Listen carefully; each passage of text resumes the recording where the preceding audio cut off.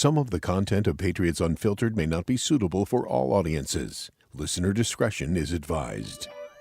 The world's original podcast. Welcome to Patriots Unfiltered.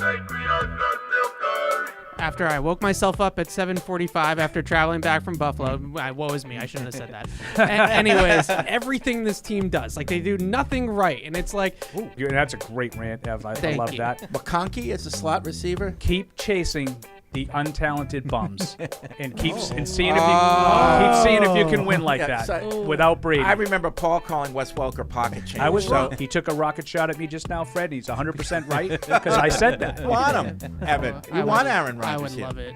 I would love it. I'd be so mean to Evan. Evan would be Okay, like, I absolutely thought that was a really great throw. And he'd be like, shut up. He'd be like, oh, I love him. You, the four of you, are no on Aaron Rodgers? I don't want the back-to-back league MVP. No. Like, what is wrong with you people? It's Aaron Rodgers. I think he has the best skills that I've seen. Yeah, as a thrower. Yet you hate him and you don't want him here. Can I make one more point before we break?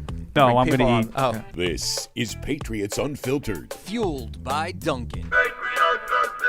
All right, welcome to Patriots Unfiltered. It is Thursday here at Gillette Stadium, and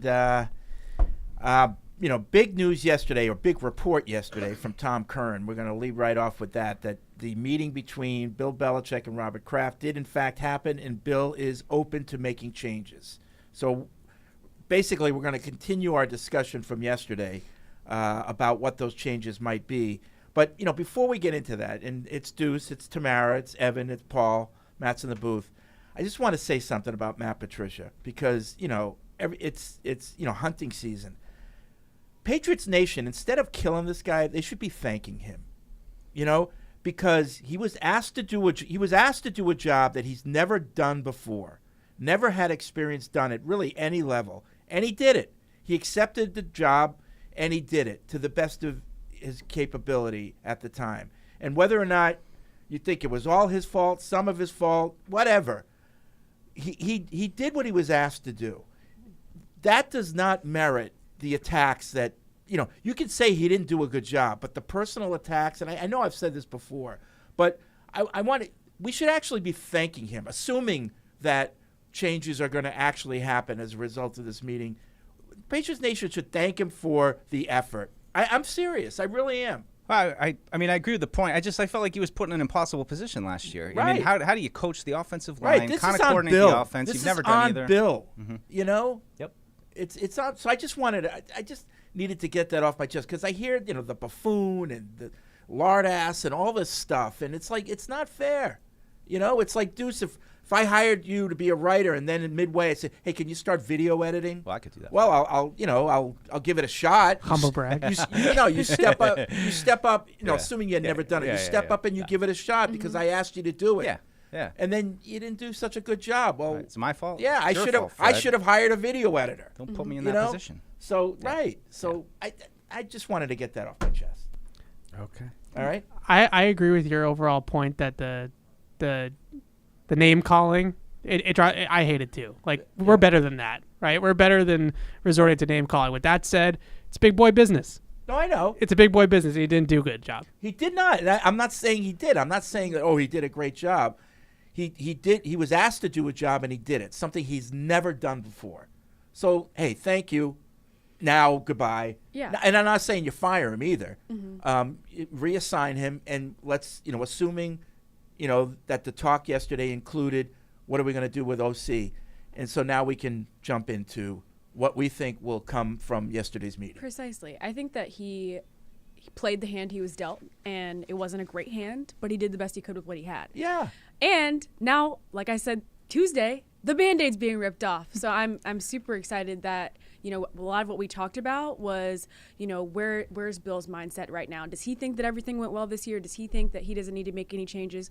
Well, clearly he does think there needs to be changes made, and I'm excited to see what they So are. I want to throw something out there to you guys. Do you find it at least a little curious that that Tom Curran is the only one to have this report?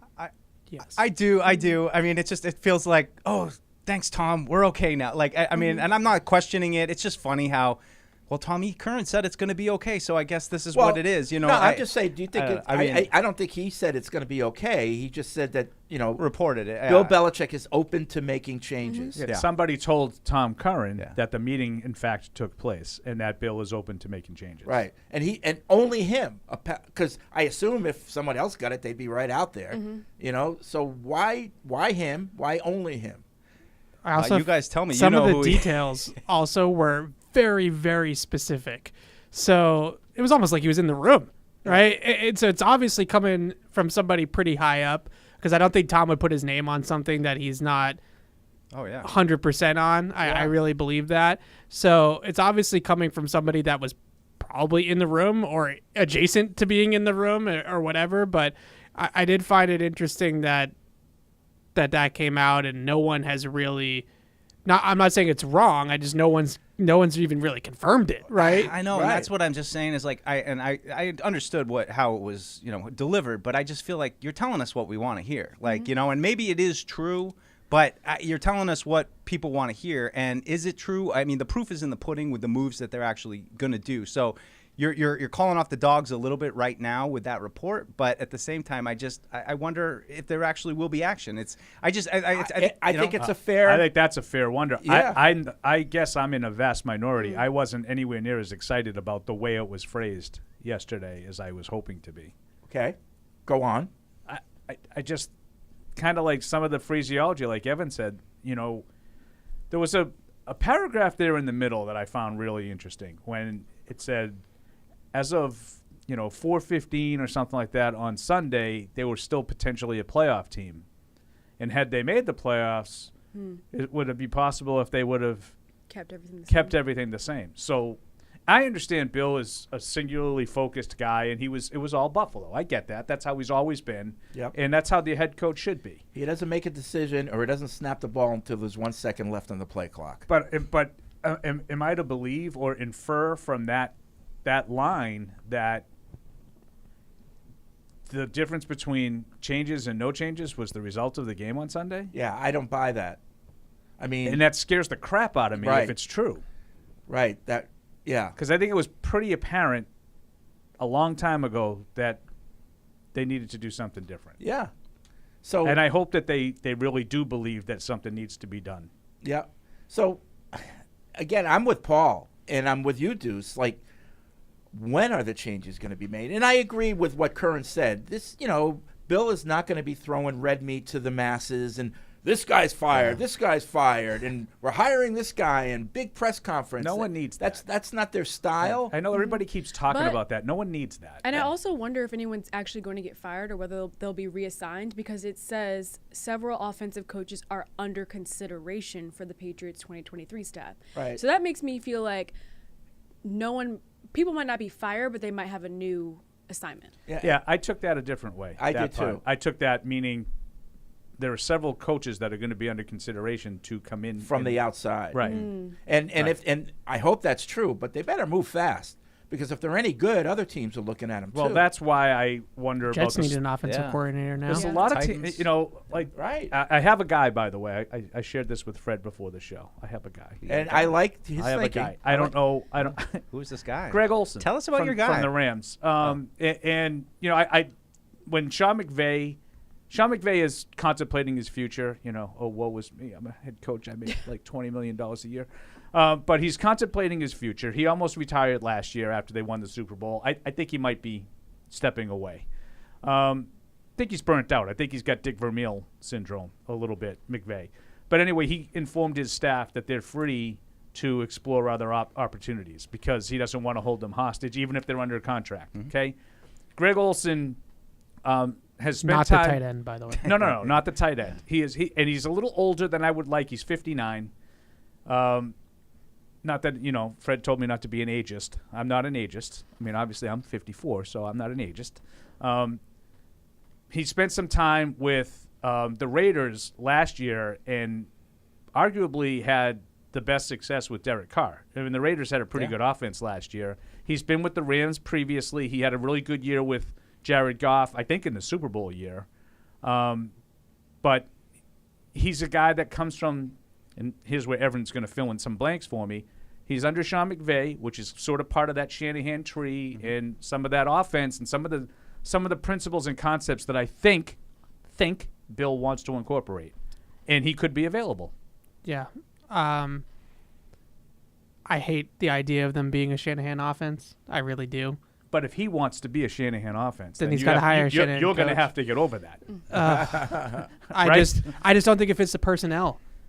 I think you got to start over. Basically, the only offensive lineman that you have currently on the roster that fits it is Cole Strange. So you're not going to run outside zone with a 340-pound guard. Talking about Mike Onwenu. Like, you're just not – doesn't fit. Ramondre Stevenson in an outside zone, you want him trying to bounce it around the corner? Like, you want Mac Jones bootlegging and throwing on the move? Well, I mean, you know what I feel. You actually said on Tuesday, and I agree with you, what Bill might think of the quarterback is maybe not but necessarily the same. I just – and I know it's worked with Jimmy Garoppolo to an extent, and he's not exactly the most fleet of foot quarterback either.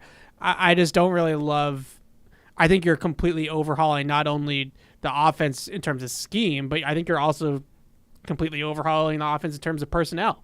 And I don't think you have to do that. I think you have some good personnel on offense. I don't think it's all terrible.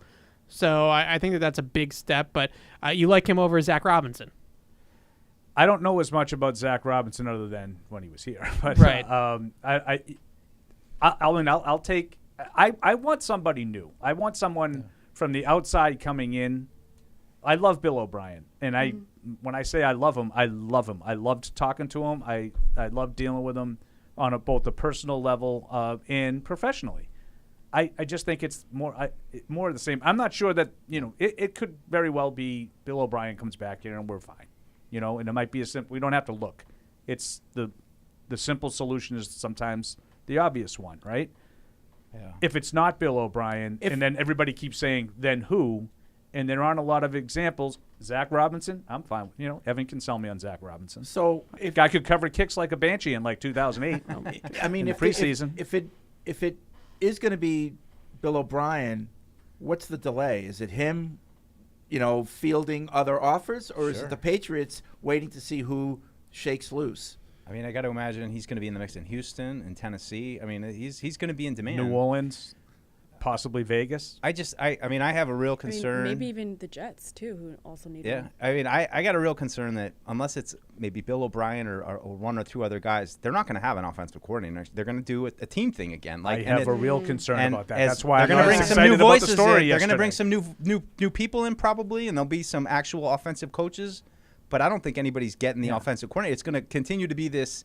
We're going to do it by committee. I don't because think this that guy has works. Well, been to me, there. that's one of the changes I'd ask for if I'm Robert Kraft is like, give the guy the title and the job. Yeah. So what if that's like Bill O'Brien's thing, where he's just like, I don't want to come in here and be part of a. Yeah, well, I committee. think he I would. wanna I be think the he guy. would be Right. a guy who had Right. already been in the NFL. You don't bring in Bill O'Brien Yeah. for him to not No, be he'd on. no, be he the would offensive be. coordinator if it was him. But, if we're going to go back with Tom Curran reports, Tom Curran is reporting that there's been no contact between the Patriots and Bill O'Brien. Right.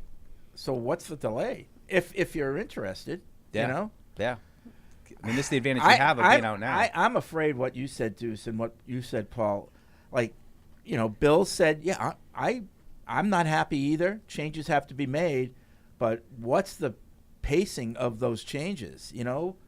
Are we just going to wait and make a decision when there's no time left, Yeah. or are we going to be proactive and we're going to be aggressive and get what we want, not what's left?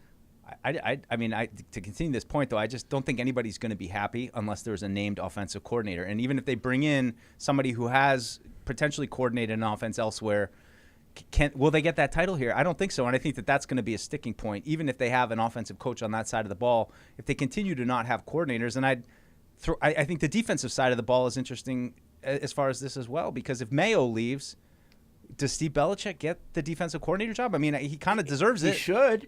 But do they not? Do they not? Because then it makes them seem like they have to give an offensive coordinator too. Are those two connected? Like, do they have to make those moves at the same time, or could they just continue to go no coordinator route? Why does it have to be so complicated? I know. I hear you. Exactly. I hear you. Right. And I think that these are the kinds of questions that Evan's just coming in now with us for a year. Like, these are the kinds of things that drive me insane because somehow they've convinced others, they've convinced Patriots this fans is okay. that Yeah. this is part of the reason they win. Right. We heard it all off season. You don't want to hire an offensive coordinator because then the other teams that you're playing would understand the tendencies of the offensive coordinator. Like, this is really what some people think, that these things help them win. And I would argue they actually hurt you. They actually prevent you from spending time worrying about actual football. Yeah, well, when you're winning an unprecedented amount of games, and it's easy to point to 7 different things that are part of it, and now when nothing's really working and you have a crappy offense that's near the bottom of the league at every important stat, you can't really When your quarterback is sell a it. de facto That's a part of it. offensive coordinator in his own right, Just gives you so much freedom to mess up you on can get away with personnel, this to stuff. have a But bad start to a game. I agree with Deuce's point about if they do the we don't believe in titles thing again, I think people won't be happy. I'm pretty sure that Matt Patricia will not be calling plays next year. But if it's just sort of a mishmash and, shell game, we're going to move this guy over here and move that guy over here, and there's no, hiring of an offensive coordinator, then I don't think that's going to work. That's where I keep reading that sentence in the article where it says reassignments are going to happen. That makes me feel like people are just going to be moved around. Well, reassignments. Well, reassignments are going to happen because Matt Patricia's not going to be the offensive coordinator. And he shouldn't get fired. And he's not. I don't think he's going to get fired. He's going to get moved back upstairs. Yeah, Senior I football like that. advisor. I like that. Why not just I make him like the that. defensive coordinator? Yeah. Because I think Steve is better at it than him. He might be.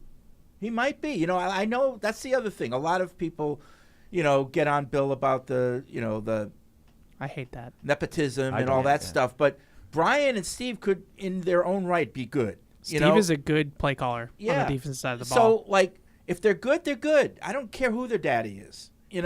I'm serious. So, it's been happening for and I'm the gonna other leave you thing alone. about it, and I'll bet you that I sit next to you at home games. I'll bet you that the other coaches and players see Bill being harder on Steve than he is on anyone else. Yeah. The bar for Steve, at least internally, has to be higher because he comes in with it's the coach's son. So he has to perform higher to get the attention of the players and the respect of the players because he is the coach's son. So in many ways, he got the job, but once you get the job, you got to prove yourself. And I think he's doing that. If Bill didn't give him the DC title though when Mayo left, why do you think he would do that? I think it's optics. I think he just Which is I think- annoying Why do we worry because so like much about optics? I know. so I know. Mike Shanahan gives Kyle the OC title in Washington and nobody bats an eye at that, right? But if he does it here, I come to Steve's defense because I really feel like he's called the defense very well for 2 to 3 years now.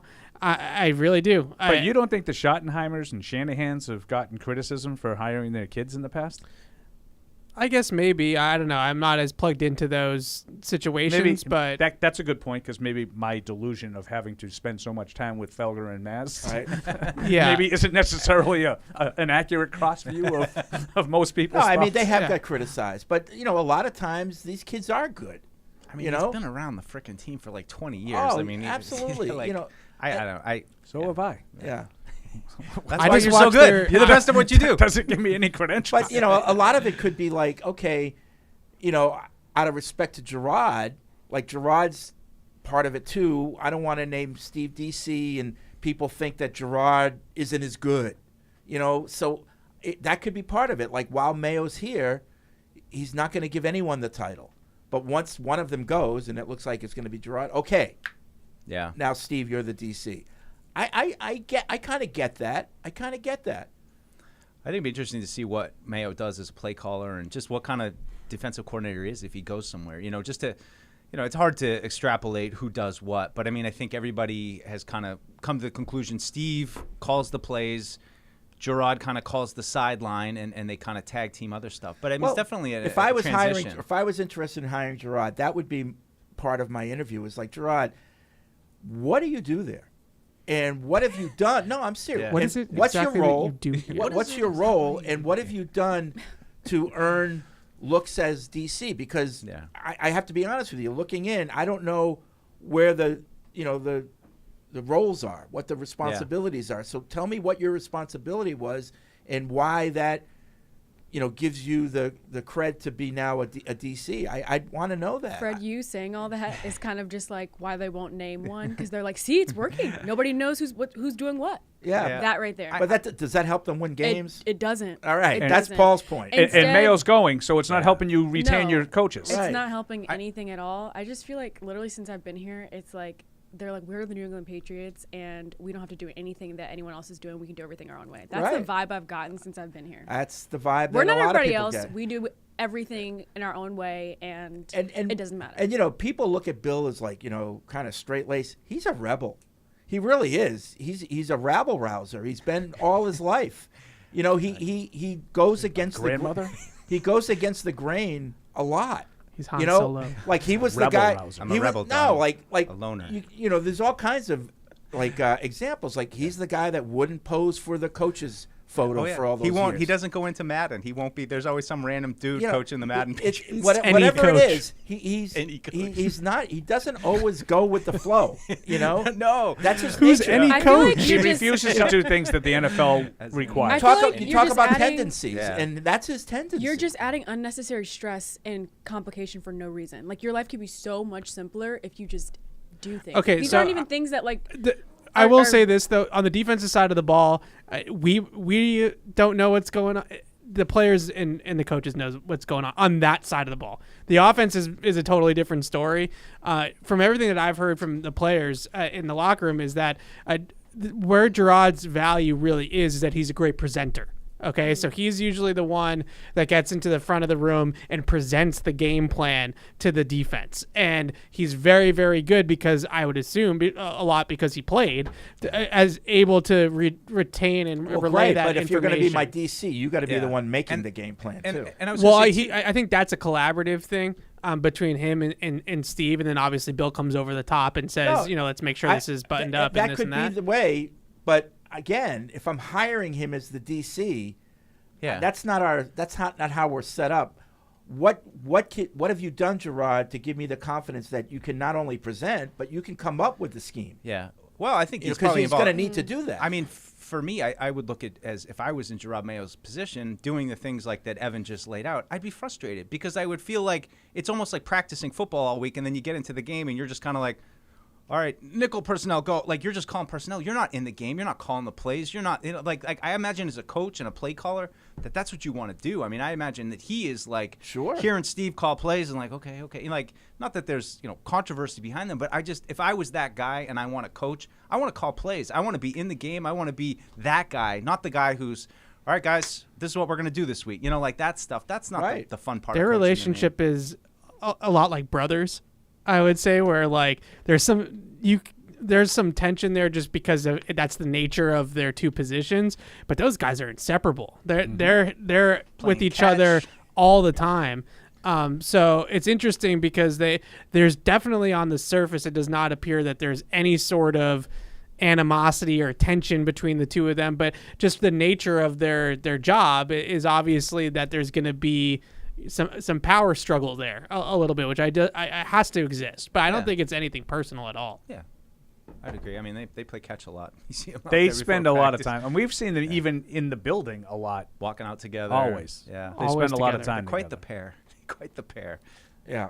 So, but I'd want to root out in an interview, Gerard, what exactly did you do there? Yeah, well, and you know? but I Well, I would say think that's too, an like, easy and he's answer, like, though. I was a defensive play caller for the team when I played, so like, I mean, he knows the role. He And could say, I mean, if you're Mayo, you could say, I ran the defense. The coach's son got the credit for calling the plays. Like, it's an easy interview process if you wanted to do it that way. Like, I don't think that's a big deal. Now, whether or not it's accurate and you're hiring the right guy, if you're I don't know. Yeah. Like, I don't know how great these coaches are. It sounds like in Cleveland it's going to be Brian Flores. Oh, yeah. He's the first one in, and that seems to be the consensus is that he's the front runner for sure. Like, I made the argument with my boys on my show yesterday. They were like, what kind of messages does it send if you let Mayo go? And I was like, well, what if Steve Belichick's a better coach than Gerard Mayo? Right. And I'm not saying that he is. Please don't put words in my mouth. But what if? But I'm asking, what if Yeah. they know? Right. Like, I mean, so I don't think, and they were like, well, it just sends a bad message because the players look at it as the coach's son. I was like, well, the players also know if the coach's son is a worthy coach. They know if he's any good. Now I have my questions about that. I don't know what they all think. Right. But just saying, like, just to make a blanket statement and saying what kind of message does it send? Well, it sends no message, because if Mayo's going because there's a guy ahead of him, who cares what the guy's last name is if he's ahead of him? If he's a better coach, I just don't think it's that big a deal. What about Mayo to Tennessee? Are they? I don't. Most of the coaches they got rid of were offensive guys, right? OC. Okay. I don't think on the D end. I'm sure that's Vrabel's show.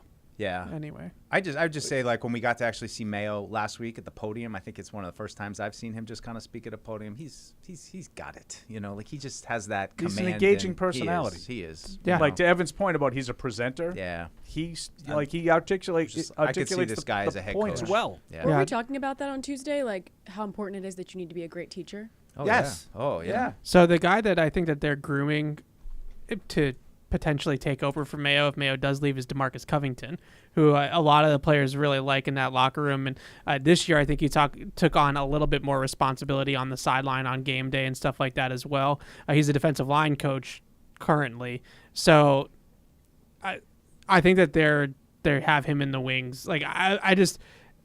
Yeah, he did the development. He went to some part of some program last year. Yeah. Where he flew out, and I just am so. I guess I'm just not worried about the defense if Mayo leaves, but it's mostly because of Bill. But they lose Patricia, their defense is fine. They lose Flores, their defense is fine. I completely agree. I don't worry about the coaching on defense. I worry about the players. But we started talking about this, Evan, because you said, why don't you just put Patricia as DC? I said it. Oh, you said it. Somebody said it. And it's like, well, you don't need to do that. Yeah. If you want to move Patricia back over the defensive side of the ball just to fill out the staff on that side of the ball, I mean, it's ridiculous that you're bouncing the guy around, but I would much rather him on that side of the ball coaching linebackers like he used to do or something like that. That's all I'm saying. He's a defensive coach. If you're losing a defensive, personnel, then do that. I mean, if they want him to coach, he used to coach linebackers for the Patriots. Gerard Mayo coaches linebackers for the Patriots right now. So if Gerard Mayo gets hired by somebody else and you want Patricia to go back to coaching linebackers like he used to do, then that makes more sense than coaching tight offense. with Steve, yeah, too. but then you can't really take play calling from Steve and give it to him. So is he going to be ready? Like, you go from making him do too much to now he's just kind of the guy on the sideline like Gerard is doing the play. you give him other things to do. I just wonder, do you think it's more likely that he goes up back to the football advisor role or coaches the offensive line?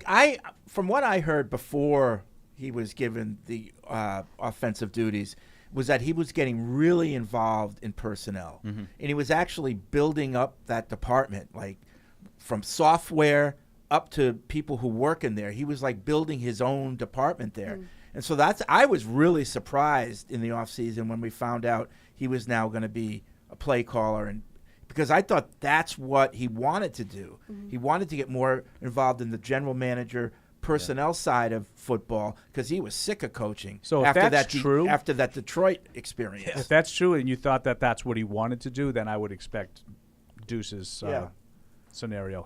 I'm right, he'll go back to like a quasi front office. Then the thank you becomes even bigger because he basically took a year off from his career path to help out the team. I mean, I don't mean it as a shot at I mean, Bill. I think we should just buy him like I do roses or whatever, a new car. Yeah, sure. Sorry. I mean, the sacrifices that this man made. I mean, you're so why do you have to thank him? He did a terrible job. But you don't have to call him names. I get that. I thought I explained myself well. I don't need to explain any further. I mean, really, we should thank him. To drag him thank you for wasting a year of Mac Jones's development. Thank you for having him regress. Well, and ruining our first-round quarterback. I would say to appreciate Fred's point, though, we were so you know, I made it 29 minutes before I addressed that open. Well, but I do think that we were not supportive, but we were understanding of that decision all along. I mean, they said it from the get-go. How does Matt Patricia have a good season? He is stacked up against the odds. There was no way it was going to happen, and at the very least, he was going to catch crap the whole season long for the blocking, for the offensive coordinating. Like, I mean, that stuff always gets criticized. I agree with all that. 100%. He still could have done a better job. Oh no, and I agree I with don't that need point, to thank him.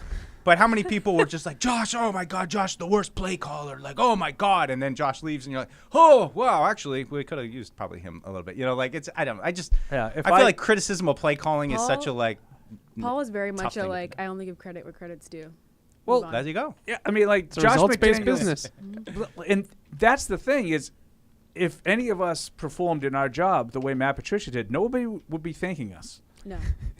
They'd be thanking us for our time and please go away. Like, Oh man, I'm trying to imagine what that would look like. And listen, I am very much sympathetic to what he had to go through in terms of taking the bullet.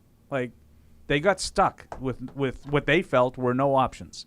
yeah. And he did it. He did them a solid, but it didn't go well.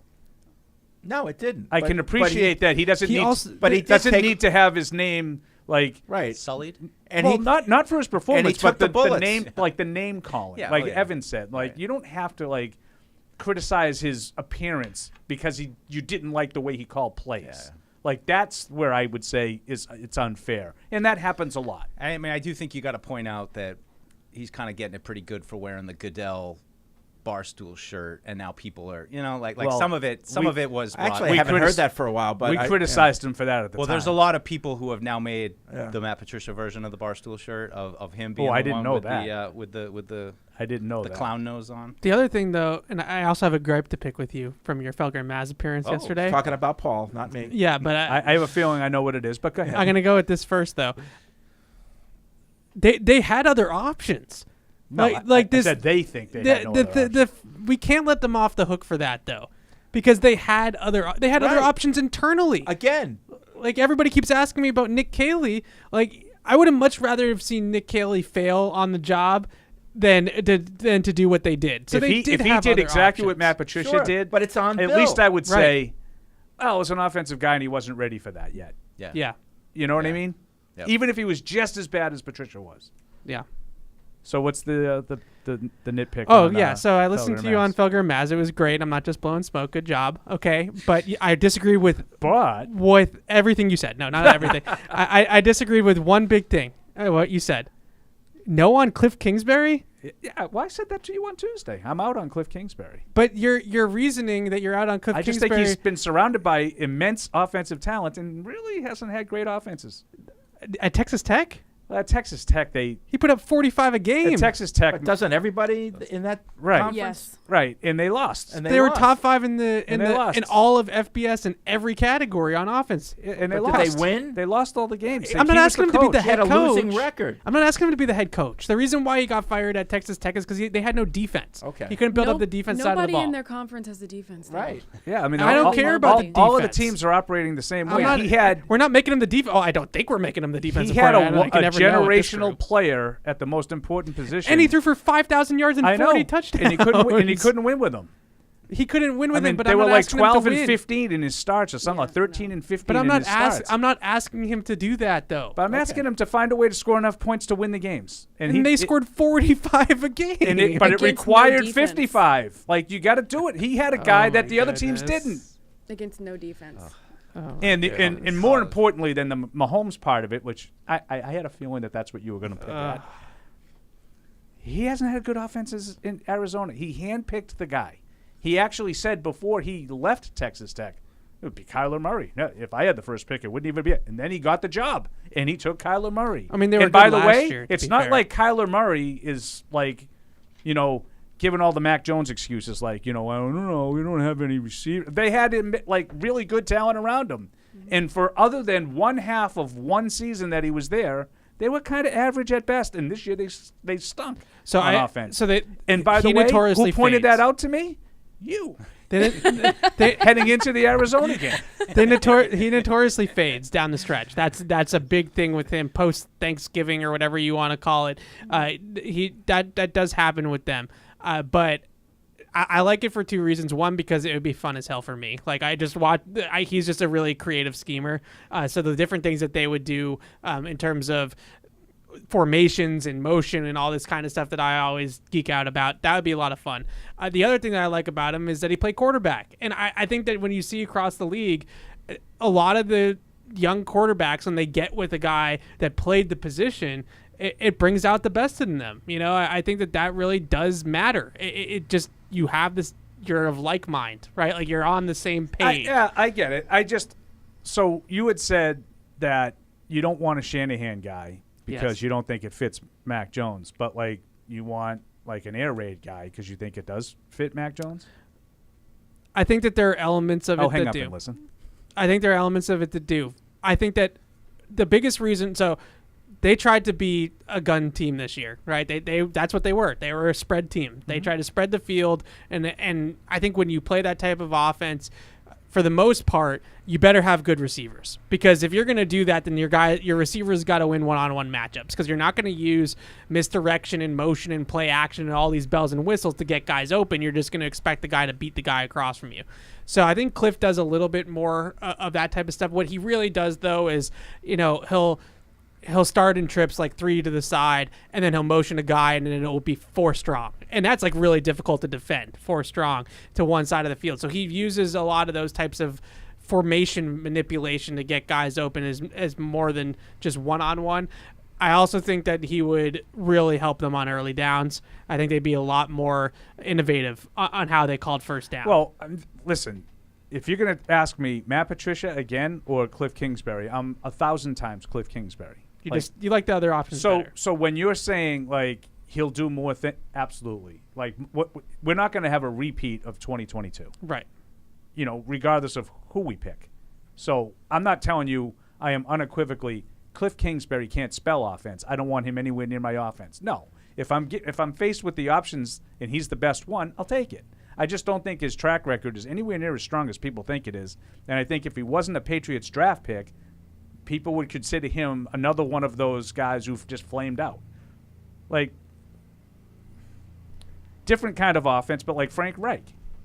I wouldn't be opposed to a guy like Frank Reich. Yeah. Kingsbury's not my number 1 choice. My number 1 choice would be Bill O'Brien, but he's my number 2 choice. Frank Reich worries me because I think that's it's kind of like the Shanahan thing. Like that's you're hiring him to run his system, and it's very hyper specific, and I don't love the system. So I like there's what all Cliff different runs. things. And again, if we're faced with the options, he could be the best one, Kingsbury. So don't you think it'd be like great to hire said person sooner rather than later, so I that do. you could get the pieces to fit whatever system I this think the person deadline, wants to teach? the hard deadline to me is the combine. Okay. Because right now the coaches go on vacation, like they're going to be they're gone going to be for gone 2 a week and a weeks. half, evidently. Right. So I think the have hard nothing to deadline, do. because once you get to the combine, that's when team building really is starting. Well, plus right? you're starting to think about what you're going to, where you're going to go in free agency, where you're going to go in the draft, the kinds of players you're going to require. You need to have, an idea of what kind of system you're going to run by. Yeah. that. Well, and I have a question on those lines. But do you think that what's the most likely thing, that they're going to bring in an offensive coordinator who has their own system that they will then install, that they will bring in somebody who has their own system, but that we're going to kind of make it our own little Patriots Frankenstein using some of what we had last year? Or do you think they're going to bring somebody in and be like, this is our system, this is our playbook, this is what you have to coach? Not the latter. I don't agree think they have. I got to but be honest with you. I think that they're incapable of bringing somebody in who doesn't know their system. Yeah, and having them understand it. that's why I ask. And so I mean, Bill O'Brien. we just saw that. What is this system that they ran last year? Is this Bill O'Brien will come in and be like, oh, I got it? Or See, is I think Bill gonna have to O'Brien could and come say, in and you could say we're going to run the Remember how we Patriots used to do system. this? We're going to Alabamaize it, to an extent, because Mac Jones taught Alabama to Bill O'Brien. So there's some comfort level, at least on a minor level. I don't think anybody would argue Bill O'Brien's probably the best choice. Yeah. Right?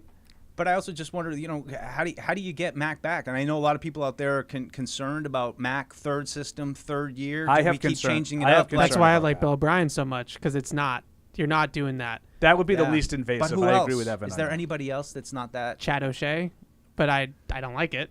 Yeah.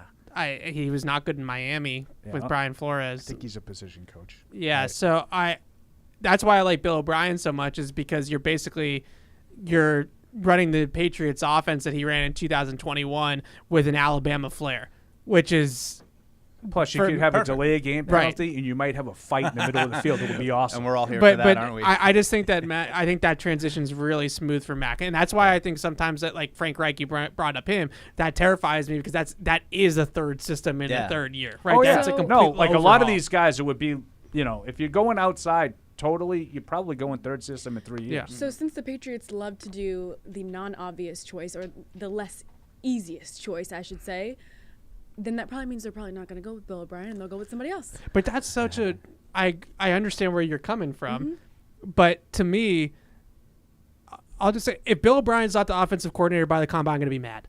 Yeah. I'm going to be mad. He has no contract. And Matt Evan is the best. He has no job. Mad.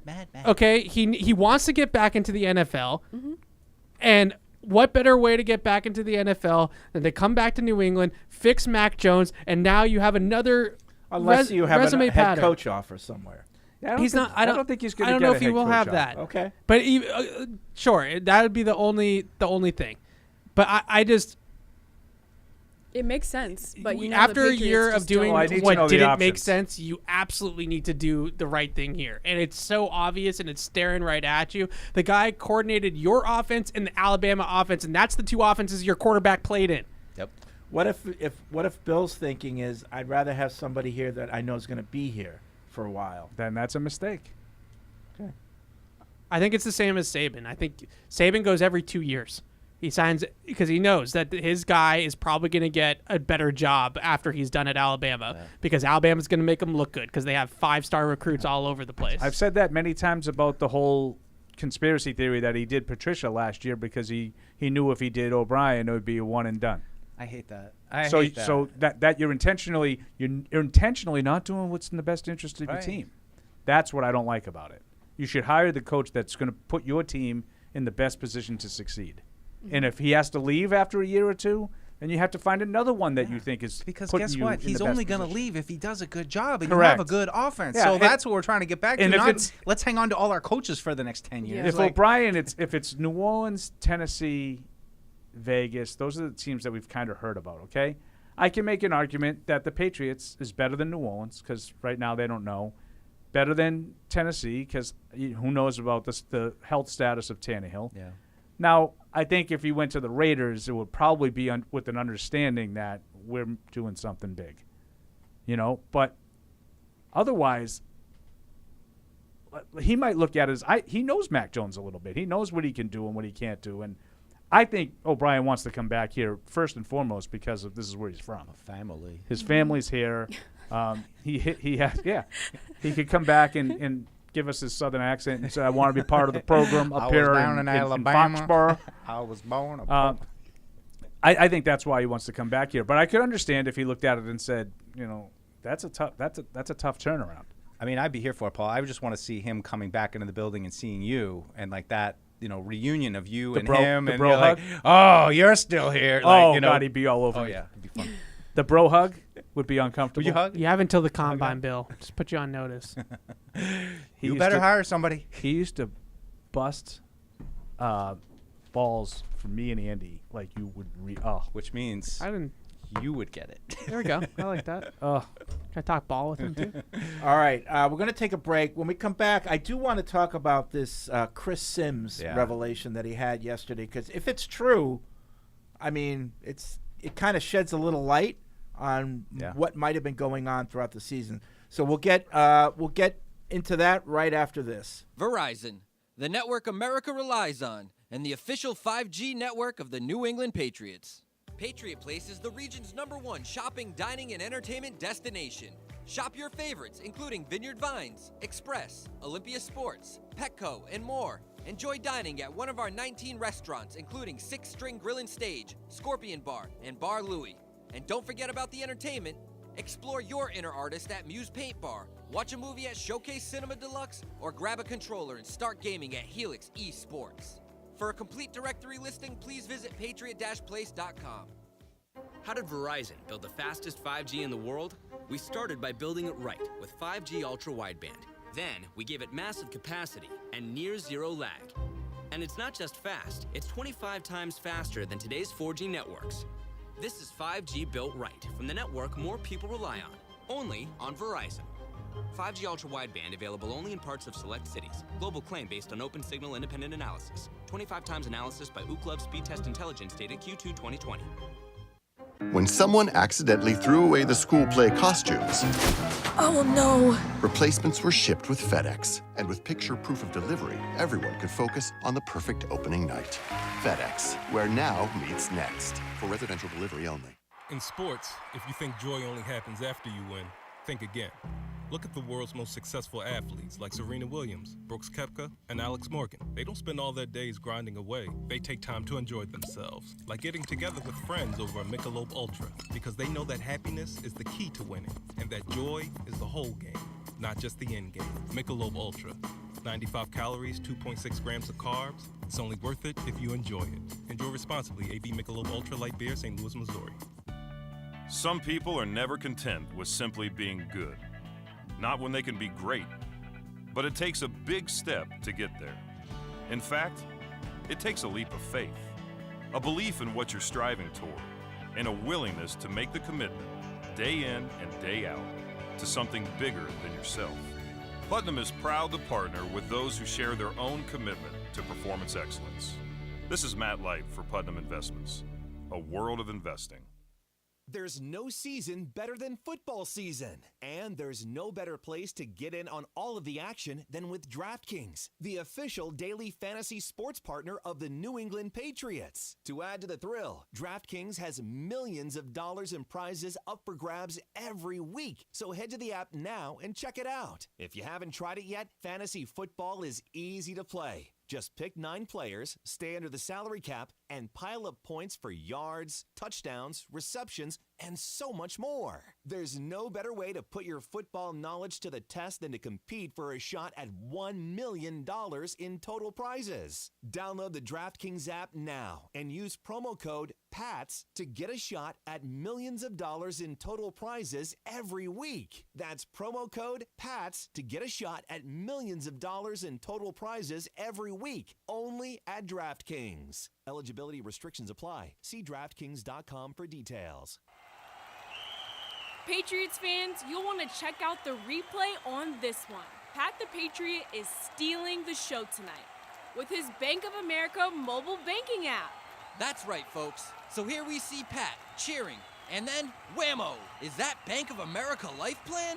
Looks like he's saving up for some big future moves. Planning the next vacay, huh, big guy? And wait, now he's paying back his buddy for concessions using Zelle? No penalty there. Incredible! No way! As if that double move wasn't impressive enough, now he's beefing up his account defense with security meter? Holy cannoli, what a performance! Bank of America's digital tools are so impressive, Patriot fans just can't stop banking.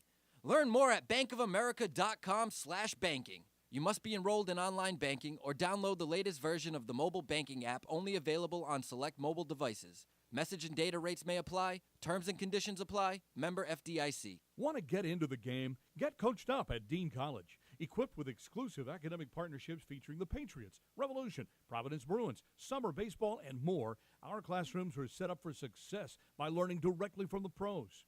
Dean College has programs in communications, sports management, business, and marketing with unprecedented hands-on experiences.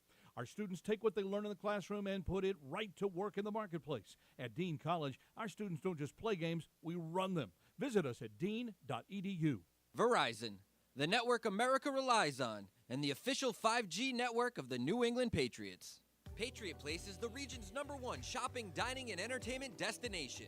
Shop your favorites, including Vineyard Vines, Express, Olympia Sports, Petco, and more. Enjoy dining at one of our 19 restaurants, including 6 String Grill and Stage, Scorpion Bar, and Bar Louie. And don't forget about the entertainment. Explore your inner artist at Muse Paint Bar, watch a movie at Showcase Cinema Deluxe, or grab a controller and start gaming at Helix eSports. For a complete directory listing, please visit patriot-place.com. How did Verizon build the fastest 5G in the world? We started by building it right with 5G ultra wideband. Then we gave it massive capacity and near zero lag. And it's not just fast, it's 25 times faster than today's 4G networks. This is 5G built right from the network more people rely on, only on Verizon. 5G ultra wideband available only in parts of select cities. Global claim based on open signal independent analysis. 25 times analysis by Ookla Speed Test Intelligence data Q2 2020. When someone accidentally threw away the school play costumes, Oh no! replacements were shipped with FedEx. And with picture proof of delivery, everyone could focus on the perfect opening night. FedEx, where now meets next. For residential delivery only. In sports, if you think joy only happens after you win, think again. Look at the world's most successful athletes like Serena Williams, Brooks Koepka, and Alex Morgan. They don't spend all their days grinding away. They take time to enjoy themselves, like getting together with friends over a Michelob Ultra, because they know that happiness is the key to winning, and that joy is the whole game, not just the end game. Michelob Ultra. 95 calories, 2.6 grams of carbs. It's only worth it if you enjoy it. Enjoy responsibly. AB Michelob Ultra Light Beer, St. Louis, Missouri. Some people are never content with simply being good. Not when they can be great. But it takes a big step to get there. In fact, it takes a leap of faith, a belief in what you're striving toward, and a willingness to make the commitment, day in and day out, to something bigger than yourself. Putnam is proud to partner with those who share their own commitment to performance excellence. This is Matt Light for Putnam Investments, a world of investing.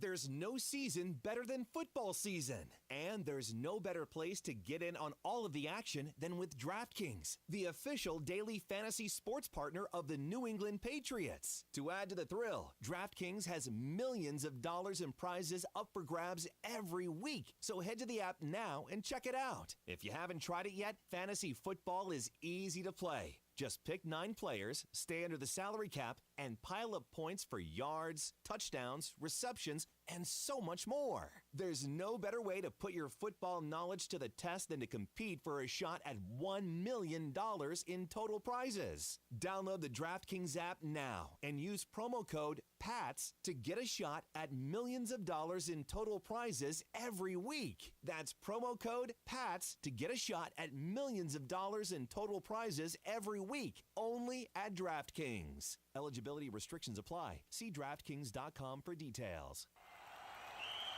Patriots fans, you'll want to check out the replay on this one. Pat the Patriot is stealing the show tonight with his Bank of America mobile banking app. That's right, folks. So here we see Pat cheering, and then whammo! Is that Bank of America life plan? Looks like he's saving up for some big future moves. Planning the next vacay, huh, big guy? And wait, now he's paying back his buddy for concessions using Zelle? No penalty there. Incredible. No way. As if that double move wasn't impressive enough, now he's beefing up his account defense with security meter? Holy cannoli, what a performance. Bank of America's digital tools are so impressive, Patriot fans just can't stop banking.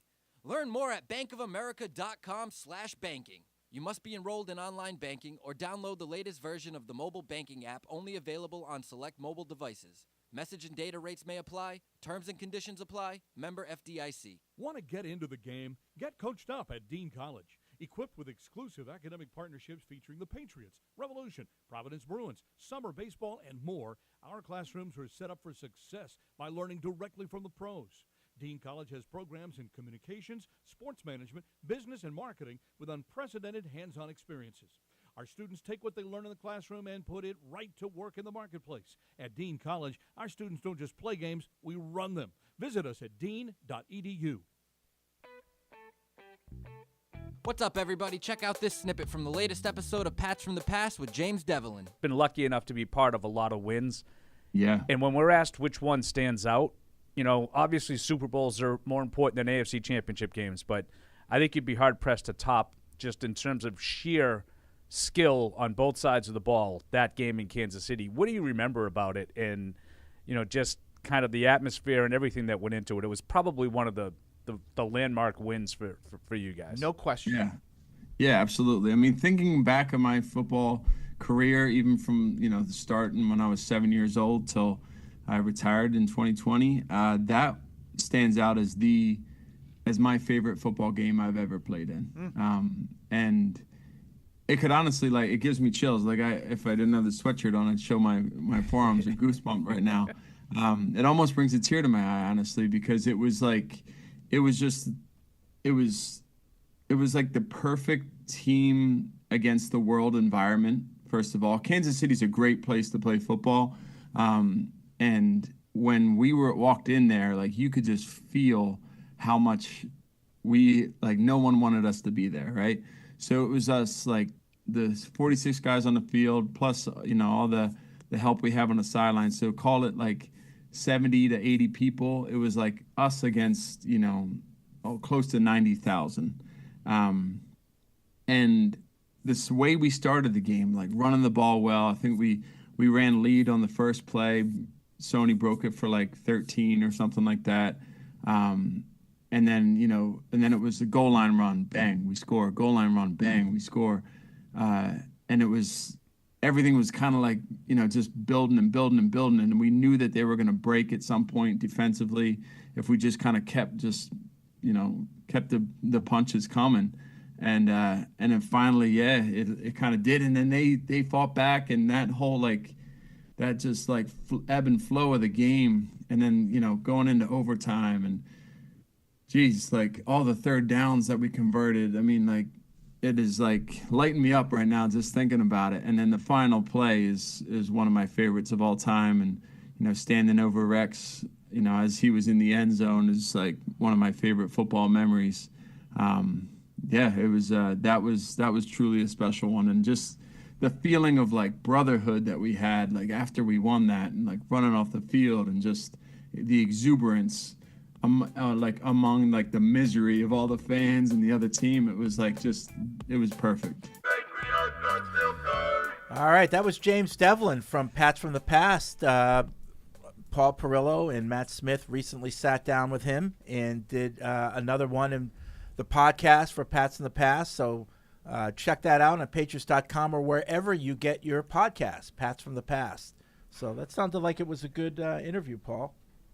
It was a lot of fun. Yeah. And, he had a lot of very specific memories that I thought were amazing. Just the recall and, like him just talking about, the first play was lead, 13. I didn't look it up. Sounded like Evan. But I'll bet you it was 13 yards, too. Right.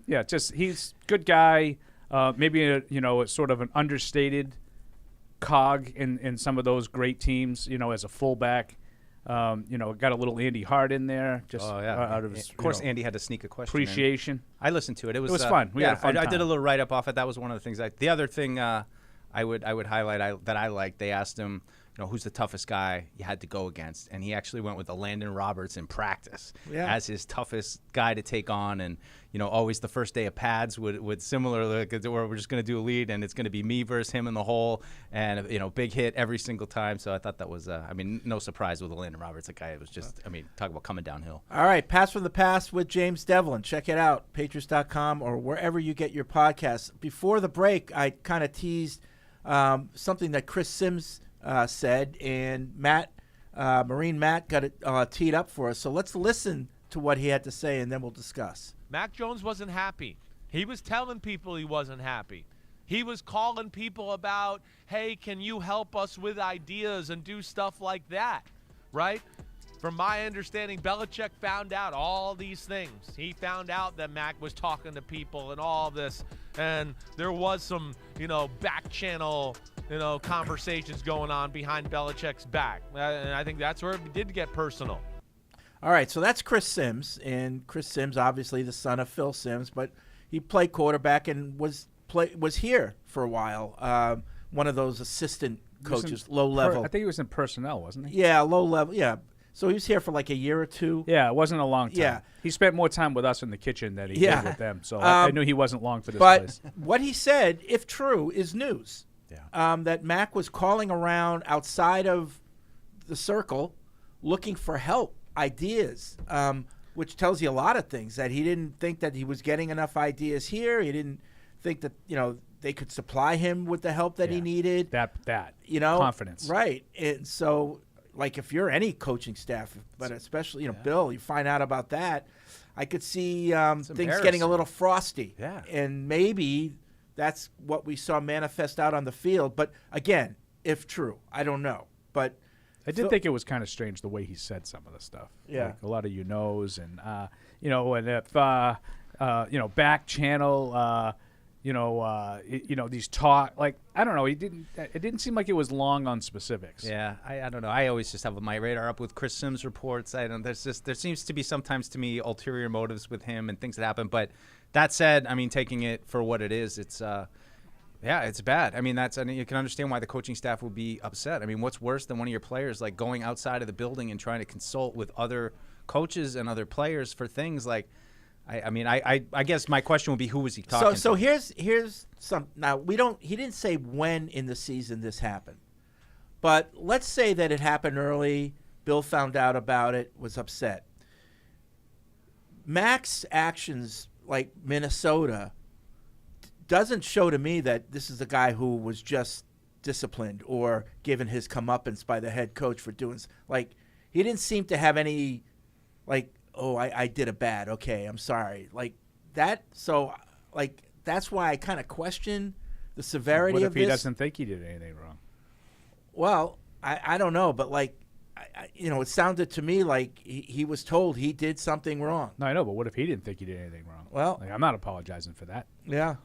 And then it's even worse, I have no idea if that's true, by the way. I'm just giving you hypotheticals. But his actions afterward didn't sound like somebody who had been humbled recently. No, you know what I mean? More somebody who was currently in active conflict. Yeah, I'll wait for the next time I think he's been humbled. Yeah. I'll wait for the next time that Chris Sims is right. I mean, I don't know. I take such a... He was in love with Mac Jones up until this year. I take such a big grain of salt with everything that Chris Sims says. And to Paul's point, whenever he tries to act like he's got sourced information, he never says it with any sort of conviction where you actually believe what he's saying. Like, did you that's was kind of the way he said. Like, if you just read that quote, you'd be like, wow. But when I heard him say it, and there was some, there's a lot of no, we don't tell us. Back channel talks. So I wanted to pull up the quote from Bill on Monday at the press conference, because I think the quote that's getting so much run is that Mac has the ability to play quarterback in this league.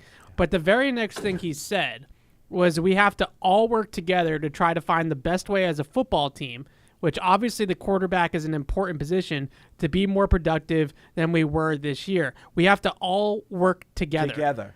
And I think that as much as he's saying, I think there's some of that with Mac, right? Like, I think it's buy-in. Like, just being able to say, hey, we take the coaching. And I think that my guess is, honestly, is that Chris Sims is talking out of his butt, but I think that he's just reading the room like we all have all season long, and you can see, okay, that Mac was not sold on what he was being coached, because it's right there for you. And I think that the head coach said it as well. We have to all work together. And I think at times this year, from training camp on, they felt like Mac wasn't pulling the rope the same direction that they were. Yeah, I agree. And I think that's the bigger issue. I don't know if Chris Sims is talking out of his butt, but because I think it's a big stretch to say I'm reading the room, and I heard that he was calling outside the organization for help, for suggestions. I think that's a big gap. But I don't know. Like I said, I didn't like the way he said it. Didn't say it with much conviction, But I do think that he, like Fred said, he was here. Phil Sims, Chris's father, was very tight with Bill Belichick. And I think there's a loyalty there. I wouldn't be surprised if that camp, the Belichick camp, let this be known. What if Phil Sims was one of the people he called for help? Well, that's what I'm wondering. And then it got back to Bill. Like, who would Mac call? Josh McDaniels. Sarkisian. Bill O.B.? Maybe B.O.B. too. But I mean, I would have think I would think that he talked to Josh. I don't know. I've been saying all year, like, do you guys think? And I know that, like, there's these wild, crazy rumors on Twitter now about Mac asking for a trade. Like, we talked about this like halfway through the year, the way it was going. He was so unhappy. I don't think that's out of the realm of possibility. He's like, I know you got to fix this offense. Fix it without me. Derek Carr's now gone. Does Josh want him back? They spent a lot of time hugging in Vegas, right? Yeah. I don't think anything's off the table. If you're asking me, do I think any of these things are going to happen? I'm going to go with logic. I'm going to take the field. Probably not. I don't think the odds are, what is it? It's more probable than not. Like, I don't think that he'll go anywhere. He's going into his third season. I think the organization's got to do whatever it can to get him back on track and figure out if he's the guy that's going to be worth that fifth-year option after the 23 season. I think that's probably the way it'll unfold. Yeah. Mac Jones is back, and we'll see what happens. But I don't rule anything out. I don't. Yeah. All right. Well, let's get some calls and emails. We got to hurry because even though the Patriots aren't involved, we still have playoff picks. But not as many Big picks, so we don't have to hurry as much. It's a super wild card weekend. Super wild card. I'm excited. I mean, although a lot of the games are dogs. I'm really looking forward to the divisional round week, but yeah, we'll talk about it. I mean, quarterbacks aren't playing. Will's got a game at 3 o'clock on Sunday. I was like, what are we doing? That's a good time to miss, though. I think. I finally got a chance to watch the playoffs, and now this. I think that's a good time. I got to watch a 1 and 8. I finally got a chance. I got to watch a 1 and 18. Yeah. All right. Let's get to the Ace Ticket Hotline. Willie's in Philly. What's up, William? Hey, what's going on, Fred? Hey. Paul, Deuce, Tamara, how y'all doing? You left Evan out, and Tamara left. I said Evan. Oh, sorry. I didn't hear him. I ain't gonna forget Evan. You know, I'm a fan of Evan. I ain't gonna never forget Evan. Okay. Thank you. He made up Thank for you. it. Yeah, big time. No problem. Hey now. My question is this. Well, matter of fact, not even if I'm Mr. Kraft, I'm not waiting for Bill. I'm just not. I'm getting on the phone. I'm calling Bill O'Brien. I'm gonna make sure I make this trade for Hopkins. I'm not waiting for him because you gotta get this done. You know, all this waiting around and stuff. I mean, we want to see progress. You know, the fans, Patriots Unfiltered, and so on and so on. Even the owner himself. You know, I'm not waiting for that. I'm just not. Yeah, I mean, I think that's the fear of coming out of this. No, it's going to be good. He's going to make changes, and then like, all right, we'll see you in April. Like, what's going to happen? Well, you know, then the conversation was, here are the changes you're going to make, Bill. Yeah. You know, I don't see it going like that. But I hear you, William. You got to move fast. You know. Yes, sir. You don't have to move that fast. Just though. by the combine, okay? right? It's been. No, you need to move that fast, Evan. You need to move that Well, fast. I just think that Enough of we as fans, and I totally understand, but we as fans want this instant gratification of heads are rolling and we're hiring new guys and things like that. Like the season's not even dead for a week yet. Yeah, like, I would say that's true right now, but the longer you wait, I think it becomes like free agency, and that's the way the Patriots almost always approach free agency. Wait for the value. Let the dumb teams spend all the money and get the good players. We'll just wait around and get the mediocre ones for half the price. We'll sign Ty Montgomery. But I'm saying if there's someone you want, move. If you're not sold on anyone, okay, wait till the combine. But I'm not saying wait. I'm not saying you have to wait. I'm just saying it's been a couple days. Like we're not. We're not at the pinch point now. Yeah, I mean, right. and like, what if they say to Bill O'Brien, listen, make us a promise. Just come to us, give us a chance to, have the right of first refusal. Well, I don't want that. No, I know. Do I want Bill O'Brien to be my offensive coordinator? Yeah. Then contact him. No, but like obviously, if he says, yeah, I'd like to be your OC, but I want to see if I can get a head coaching job. Okay. But come to us before you make any decisions. If you don't get a head coaching job, then come back. Right. Okay, that's fine. But if I want him to be an offensive coordinator, I don't want him to go out shopping to other teams and then come back to me. I'll give you the right of first I'm sure, refusal. like, if it's an OC job, this is the place he wants to be. But like I said, like he might think I might be able to get a head coaching gig. So yeah, I don't know. I haven't heard his Feels like a name in jump. any of these. No. Not in the mix. I don't understand why he's not in the mix, but I don't think he is. Maybe now that Jack Easterby's gone, he can go back to Texas. Where is Jack Easterby? Does anyone else think that Nick Caserio kind of looks like that Iowa killer? Have you seen that guy? I can't- Idaho. I'm just shocked that he still has a Is it job. Idaho? Sorry, Idaho and I mean that Washington with State. no disrespect, What? but like I just don't know. Like Texans roster is horrible. It's horrible. I don't know. Like Davis Mills? No. Neither does he. They're definitely drafting a quarterback, and like I don't know. Is that the guy you want to Can I make ask the about decision? that? You guys are way smarter than me. How about that? Is Chicago really going to take Bryce Young? I think Like, is I that think he a said I is would that have a to be decision? blown away. Like he didn't rule it out. He did a they're Bills thing. trading that pick. Who said that? I think the Ryan Poles, Ryan their Poles. James. They are Okay. trading that pick. So no, they're he not didn't- going to. He didn't say no, but I'd have to be blown away. I just heard like I heard I forget who it was. Someone said this is some real detailed conversations need to be had about whether or not they're gonna like. What like? I definitely think you have to have the conversation. Sure. But I mean, they're trading the pick. I mean, I look at Justin Fields as kind of like these, like Josh Allen and like He's got that potential. Jalen Hurts, Yeah. like couple years, really good athlete, runs around, makes some plays, little wild, little erratic in the pass. Yeah. And then you get him like 3-4 years in, and I was like, whoa, we got something here. Like, that's how I'd be looking at Justin Fields based off of last season. And you want to talk about a lack of talent around you. Yeah. N'Keal Harry. They had nothing. Yeah, Darnell Mooney is their best receiver. Yeah. Like, you give him a couple of receivers and maybe, I don't know, an offensive line that might be able to, prevent him from running for his life on every play. Yeah, I agree with everything you said, and it's even more skewed because we saw Justin Fields here play his know. best game And of I'm the season. trying not to use that but because you're I still know they right. only you're won still- 3 games. No, you're still right, though, but, like, we saw him do it, against – I mean, I have respect for the Patriots. But we want to defense. talk about, like, they scored a lot of points in some of those games they lost. Mm-hmm. We want to talk about Patrick Mahomes, like in college, and I'm not saying that 50 is the same as 25 or 30, whatever. But in the pros, that's kind of that there's a correlation. He there. got better. He did. You know? But he got better once they opened up the run package. Yeah. Right. Like that, once they started using the design quarterback runs, he got better.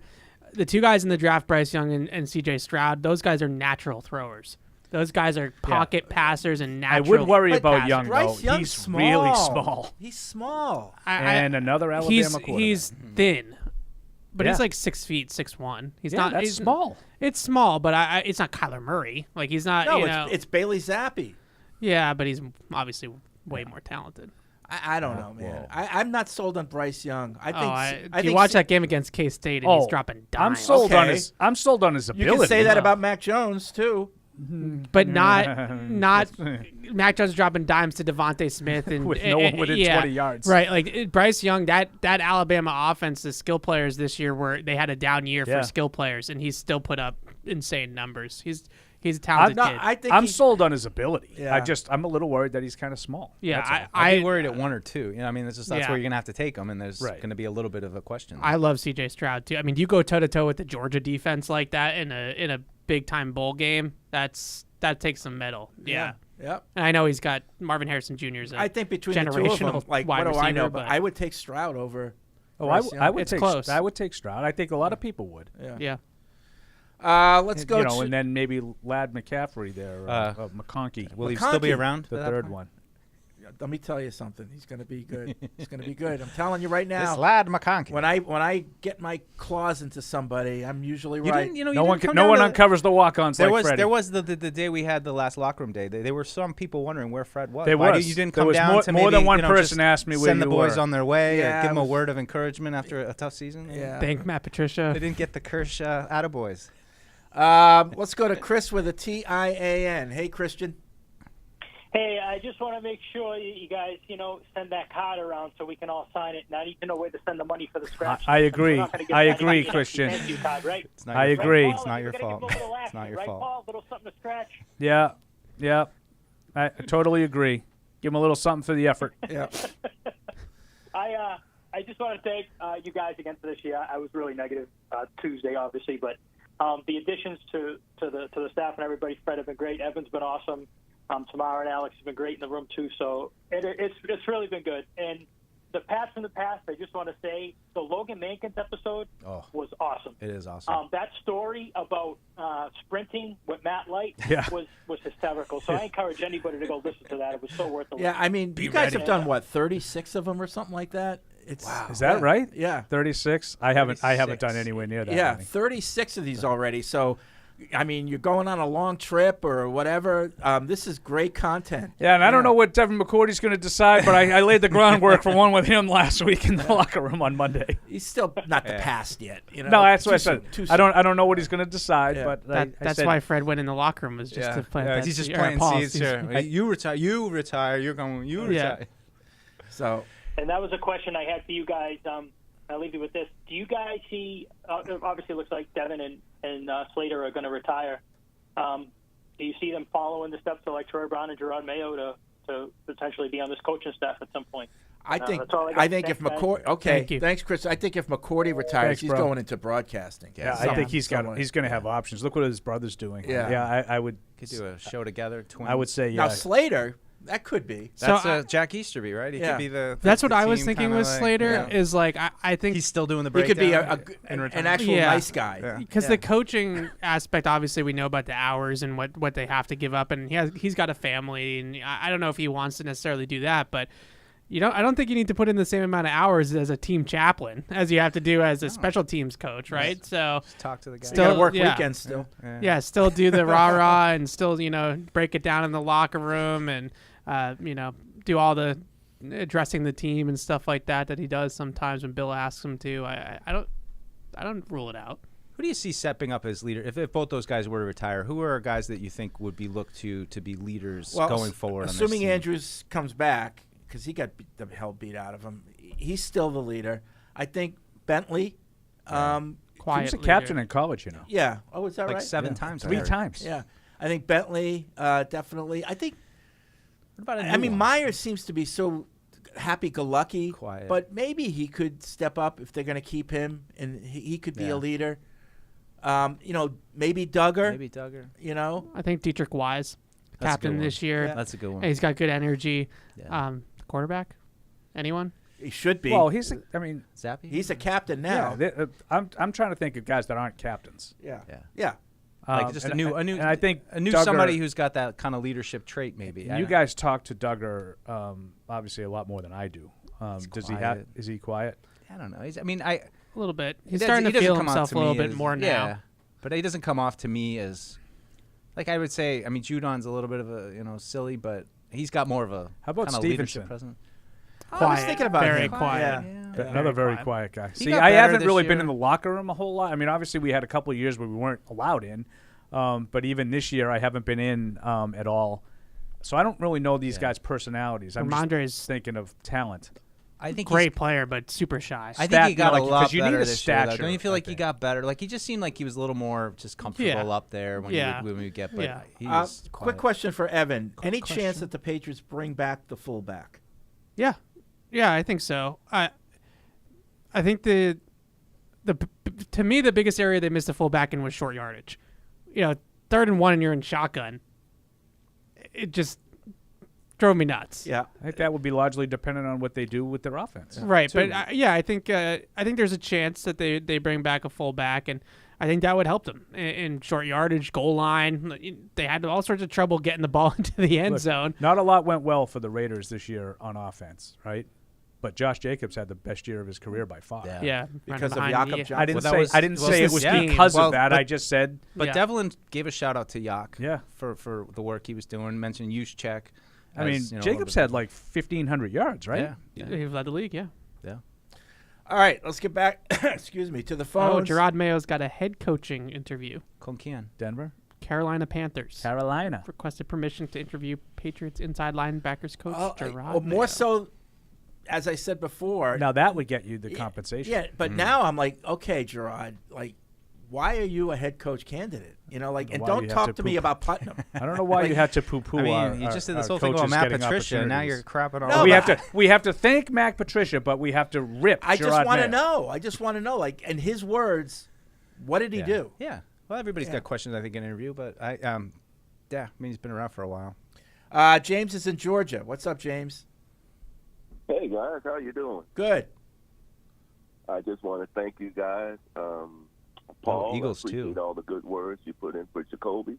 Oh, I want love. to make sure you guys understand that I listen to the show to get the information that you guys. I say you guys are an informatively entertaining crew.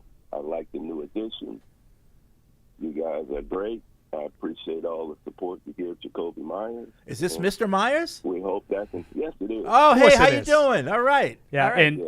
and James, I do. Evan and I had a chance to talk to Jakobi for a second on Monday, and I did tell him. I said, "Hey, make sure you say hey to your dad," because, quite frankly, we don't have a lot of parents that listen to our show and understand what we're doing.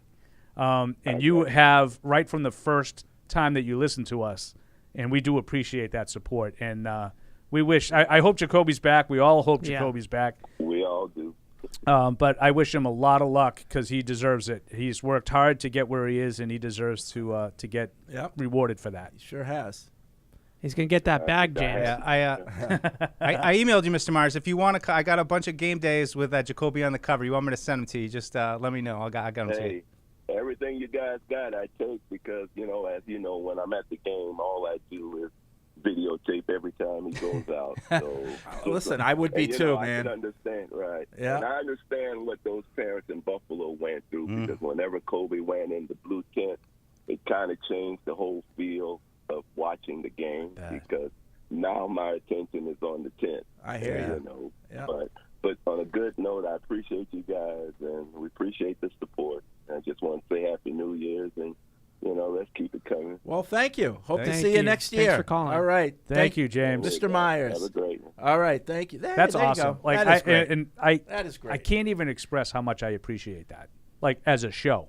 Now I'm not talking individually. I'm talking as a show. To have, and we get followed by a lot of parents on Twitter, and they like stuff that we do a lot, and you sort of, understand that because you write something that like we talk about the good and the bad on this show. We don't just tell you how everything is great. We've talked a lot about how we love Jakobi Meyers, but we think they need a number one receiver. Yeah. And there's the guy's father sitting there appreciating the support. He could sit there and say, well, why don't they think my son's worthy of like he could absolutely do it that way. It's what I would do if it was my son, Yeah. I mean, I wouldn't be calling into the show or anything and ripping anybody. And God bless the show if you did. like that would be like, Coming in hot. like maybe a certain former quarterback's father would do. That would be Tom Brady's father, in case anybody didn't know who I was talking didn't know if you were about. going to say Drew's dad. Yeah. But I really appreciate that kind of good support. stuff. Well, what did Jakobi James say to you Myers. guys? Because I was on the outskirts of it, and I heard him being like, my dad, he's always just like laughing. He like, goes, he listening laughs to at you guys. He loves the show. And Evan said something like, I just started doing the show. I go, yeah, he's the X's and O's guys. And Jakobi goes, everybody's got to know their role. Everybody has a role. That's right. Do your job. I said, yeah, he's breaking down film. We're the funny guys. Yeah. He Jakobi is arguably one of the better homegrown wide receiver talents they've had of the Belichick era, just from a statistical perspective. Obviously, Gronk and Edelman and Deion Branch are in that category, but Jakobi Meyers right there with all of them in terms of production in his time with the Patriots and UDFA. Should have gotten drafted. I'm not just saying that just because he's a Patriot. He should have gotten drafted, and he went undrafted and just fit in like a glove here instantly. Yeah, I just feel they ought to pay him. I just want him to get paid. I'd love if it was here, but I love the player more than I care about him being paid. I just feel a special connection with him because it's when I started here, and the kind of like the look on his face as an undrafted free agent was kind of the look I had on like, whoa, what is going on here? So I think you just always feel a connection with those kind of guys. So he's so consistent. He's consistent, reliable. tough catches, and I mean, remember when he hadn't had a touchdown, and now now he's got a few.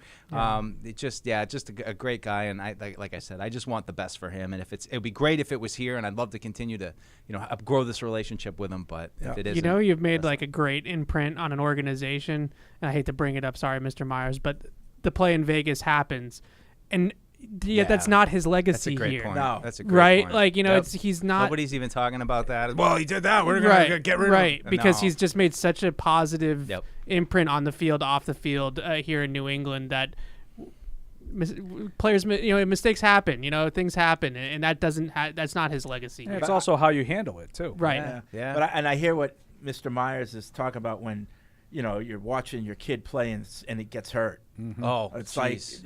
like all of a sudden, like it sucks the joy out, and now all you care about is your kid. Yeah, and that was what Jakobi also said, kind of in his little wrap up around his locker, was just I've been kind of hurt all year, and I just can't wait to get away and get healthy finally. It was a tough year for him to battle through, not just physically, but as Paul mentioned, emotionally getting over all that. And he battled. He did. He did. He came back. Look at the touchdown against Buffalo. I mean, he's right there at the end, big game coming through. I mean, we harass a lot of these guys about this is a huge moment. This is a third down. You had a false start. For a guy like him, it's the other side. When it was on the line, you always got what you needed. Got those toes down. Let's go to Courtney in New Jersey. What's up, Courtney? Hey guys, thanks for taking my call. Just wanted to talk about the idea of maybe a QB competition going into next year. What are the chances you could see that potentially happening? Whether that may be with Zappy, which had some moments, or maybe even bringing in someone else in the free agent market to compete to just kind of continue to spark maybe a better offense going into the offseason. Going into the new season. Yeah, what will be the first indication we will get to say, okay, it is a quarterback competition? Quick Zappy reps in training camp? I think if they sign somebody. Oh, I don't think there'll be a legit competition if it's just so. Zappe Just and going Mac. off of what we had in 2021 with Cam. Yeah. Cam would. That was weird though. That was like Cam would lead off every single period, so that And gave the illusion Yeah. that he was the starter because he was the first guy. But then Mac would go like 20 straight plays. Right. To get the good look. Right. And that's what Cam did that thing with his father after he was released by the Patriots. And that's what he said. They've used me as an illusion because I led off every drill. But if you counted reps, Mac was out repping me like 3-1. Yep. And if they really want to give Zappe a look in training camp, that's how you would know. Yep. To give And Mac if the you Cam guys treatment. don't mind if I'd ask a second question. Yeah.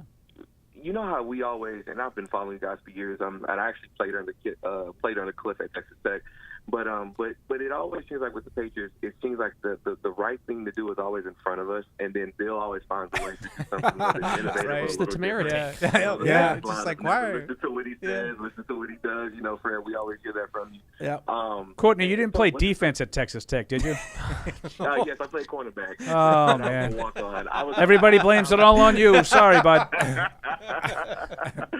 No, man, that's a whole nother story. But the question really is that in terms of Bill O'Brien and Cliff, you know, those are very obvious choices in their own regard. What is a very likelihood that something happens where these guys are, whether they're not available or they go somewhere else, and now we're really like, holy crap, like, you know, what are our real options are? That's what I worry about if you that. drag your feet too long. Right. It's say it with me, offensive assistant. Like that's what some guy is going to come in and be this is the guy, and you feel good, he knows offense, but he's like not getting the title. It's a shell game. Yeah. You Right. know, this guy's over here. You also now, have that to. guy's over there. It's also not even just O'Brien or Kingsbury because those guys are going to want to bring their own guys with them too. And are those guys now? Have a job already, right? Right. So Because I think you need 3 guys. right. Yeah, So if you but start to that's what you talk about like. O'Brien, he's probably. Okay, maybe he's okay with Troy staying as the wide receivers coach or whatever, but he's probably going to want his own O-line coach and his own tight ends coach, and you have your own staff. Right. And in order to put your own staff together, you need that's a time crunch too. Which is easier if you pull Matt Patricia and put him back as the advisor, and then you kind of already have those two of those jobs open. The question is just receiver, running back, how you manage those. Hey, Courtney, thanks for calling. And if Kingsbury Thanks, guys. Have a does great end up day. being the Thank guy, we Yeah, expect to talk- hear from you we more. want- let Cliff know he needs to let us know. Oh, he hung up on us. It's not going to He be didn't. I don't think he's going to be a Yeah, source. he didn't like. He He didn't care for your comment. You know, about Evan, the defense. Is that what a I source think he is? did. I know you're for fairly new Roland. here, Evan, but you'll find out over time, no matter what the subject is, there's somebody listening that's an expert. Like we could be talking about rocket science right now, and somebody from NASA will call. So this is It's- probably it's a good happened time. Matt before. Patricia? This is probably a good time to break it to Evan too. He's not going to enjoy our off-season shows as much as he does the in-season Oh no, shows. he's gonna go nuts. He's Yeah. gonna go. So nuts. we talk. Too we much tend, silliness. Are you We ready tend- for the push-up contest? Right. We tend to get Soap on a rope. off topic, I think would be a fair way to put it, quite easily in the off season. I know that Good you'll to just know. want to. Let's get back to the exercise. Do you see the drag route here is not where it's supposed to be? The proper It's like spacing. June 7th. I know, but we're talking about movies. Running a drag route against zone. Come on. Last year we did 3 receivers, shows man. on Soap on a Rope. I mean, that was Soap with a Slot. Soap with a Sorry. slot. I know. Soap on a rope's a different thing. I know. Don't get it started. We're gonna go down that road. We're in the off season. Brandon's in Atlanta. What's up, Brandon? Brandon's in Atlanta. Hey, what's up? You might get to go to the AFC Championship, Brandon. Yeah, this is my first time calling into the show. You know, I usually call in the pre-game or post-game show, so this is cool to, be a part of this one. So I kind of just had like a question to see if like y'all were in agreement with me how I'm thinking. So definitely hope that Jakobi comes back because I feel like even though he's young, I feel like he's also not only a locker room guy. I hope they bring KB back. Devontae Parker seems like he's close to a 1, but maybe not exactly your true number 1. And then of course Tyquan Thornton will be there. So, and if I personally, we're probably going to miss out on D-Hop, and I can live with that. But I was thinking in my personal, diehard fandomship of this team, whether it's Mac, whether it's Bailey, whether it's somebody, anybody, I feel like the first thing we need to do is fix the offensive line, because I don't care who you are, even if you're Josh Allen or Mahomes, if you got 300-pound linemen in your face, no matter what you can do physically, you're set up for failure. And I don't know if Patricia needs to be moved from that too, because I know he's also the offensive line coach or whatever. But I just think that that's the first thing that we need to do, whether it be free agency, whether it be the draft. I think the offensive line is the most important aspect of what we need to fix in this offseason. I was wondering if y'all agree. I mean, it's up there. I mean, if they ended up drafting a tackle with the 15th or 14th pick, I wouldn't be shocked. Nope. Yeah. I wouldn't be shocked. I wouldn't be shocked either. Draft one, sign one. They should do both. Yeah.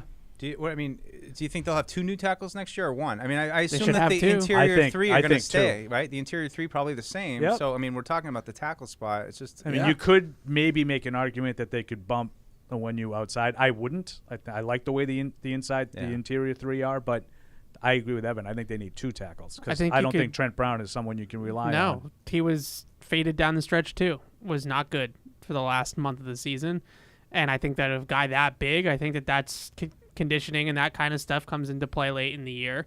I just, they need to draft one, sign one, in my opinion. And I think they should be first round pick, and I think they should be at the top of the tackle market in free agency too.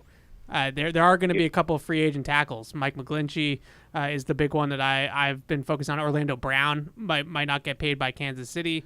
He's an option, especially if you're going to continue to be a power running team and get downhill on people. I don't see how you don't address that full on. And also the way that their blocking system this year, I mean, it was terrible. You know, they get to the line of scrimmage and they made no adjustments ever. They just sat there and let it happen. I mean, the blitz that the Bills got them in on the first half, that should have been able to be picked up. Trent Brown is looking around blocking nobody. They got the back over there, but they just let a free runner and he's right there up on the line of scrimmage. It's not like it was disguised or something like that. They didn't adjust. They didn't adjust protection. Is that Mac though? I think they put the training wheels on it. I think the coaching staff said we're not adjusting. Okay. All right. Never. But I don't know that for a fact. I tried. I don't either. I'm just kidding. I tried to get some information about it, and the couple people that I asked in the locker room didn't even want to touch it, which tells me that it tells you. Where did I read? I'm sorry, Brandon. Go ahead. No, one last thing, and I agree with everything Evan says and all of you say, but another thing, I don't care who comes in here, McGlinchey, Orlando Brown, please, somebody work on the discipline and stop jumping off sides, stop moving pre-snap penalties. Yeah, they had a lot of those this year. When you don't trust your technique and you don't you jump, right? Yeah. You're trying to cheat. I mean, Trent Brown all year long. I think you probably could have gotten him for I think that's 15 exactly what Trent false Brown was starts. doing all year. Oh, He yeah, got he's away gotta with get it a a jump. lot. Oh, he did. But I think he felt like he How had many to jump times the snap during count. the game, even here, that Thanks, you're Brandon. Did Trent Brown just? I mean, he So, was ahead of the snap Did you count. guys see this week? And I forget. This is CTE. Someone wrote something anonymously about what Evan alluded to with the change in the blocking schemes, and if they had the same blocking schemes as last year, they wouldn't have allowed half as many sacks. So it sounds like something Bedard would say. Could have been. Because him and I are the only ones that talk about blocking schemes around here. So, but I thought it might have been in Bedard. He might have was quoting an anonymous, probably David Andrews, an anonymous player maybe lamenting the change, and that's why I say and it could be 4. I think you're going to need an offensive coordinator, a quarterbacks coach, and an offensive line coach, and you're probably going to need a tight ends coach too, because I think Nick Caley's going to go. That's a good one. So, to Evan's point, if you want an offensive coordinator, you're probably going to want to give that guy a little latitude to bring in some of the guys to replace. Those are important jobs. Yeah. You know? Yep. And the offensive line situation, I don't know. Is Billy Yates an offensive line coach? I don't know. Is he good enough to be? I have no idea. And I'm not telling you he's not. I'm just asking. I would say too, when we were in Vegas, I was right near Carm Brasillo with the Raiders now, and I don't want to say this because I've never been really near when Patricia was coaching the offensive line here or anything like that, but even with some of the footage from Dante last week that they were showing on the sidelines of just how much those guys know and how connected into the offense they are, and they know exactly what has to happen. I mean, just the way he would lay into guys, I mean, not even yelling at them, just giving them coaching points. it gave me an appreciation for what a job that is as an offensive line coach and how connected it is to everything. It's not just like teaching guys how to block. It's about the whole offense. Yeah, and I make fun of Mike Lombardi a lot because of his Boboism. But he said that before the season. Like, that's why he didn't think that Patricia was really a legitimate candidate to call plays. He said, you can't do both. Yeah.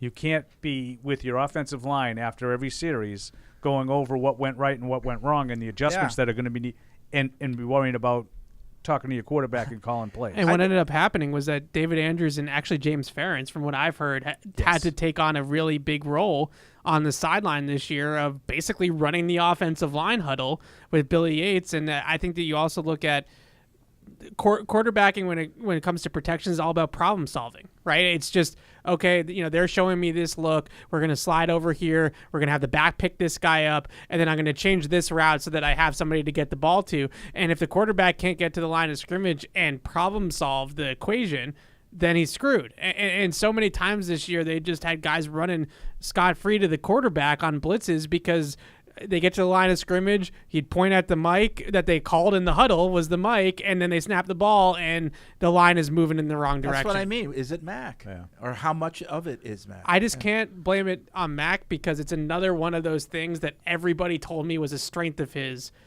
at Alabama in his rookie season, that he was cerebral, that he understood these types of things, that he understood protections, and he understood how to get everybody blocked. And then all of a sudden this year, it's terrible. And so how did that just, your brain doesn't just stop working. Like, well, CTE. Mine. Let's get to some emails. We're going to do the picks pretty soon. But Dominic writes in, says, I've heard a lot about how the offense changed from last year to this year to be more shotgun heavy and incorporate zone runs versus McDaniel's offense, which was more play action, under center, gap run focused. Why do you all think we made this change? What was Belichick trying to accomplish with the switch? I don't know. Yeah. Simplifying it, but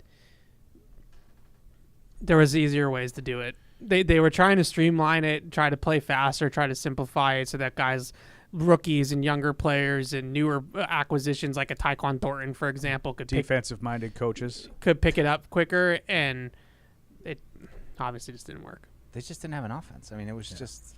Yes. I think part of it was the coaches. I mean, part of me just feels like you didn't have an offensive coordinator. Your offense didn't look coordinated in any sense of the word. I mean, it's like sounds oversimplified, but that's really like what it comes down to. They just were never on the same page. Jeff in Somerville, longtime listener. Started listening in 2007. Question, I've seen Evans' breakdowns of Mac under center versus shotgun, and a running narrative now is that they didn't put Mac in a position to succeed and were stupid to not put him under center more. I could swear during the offseason a big talking point was Mac wanted more shotgun and wasn't comfortable under center. Am I misremembering this? If that is actually what happened, shouldn't we be giving Mac a larger share of the blame on this topic, since the coaches would have given him what he wanted? Well, every time we talked to Mac about this, he told us that he ran the wing T in high school. So he was under center a lot in high school, even though he wasn't under center a lot at Alabama.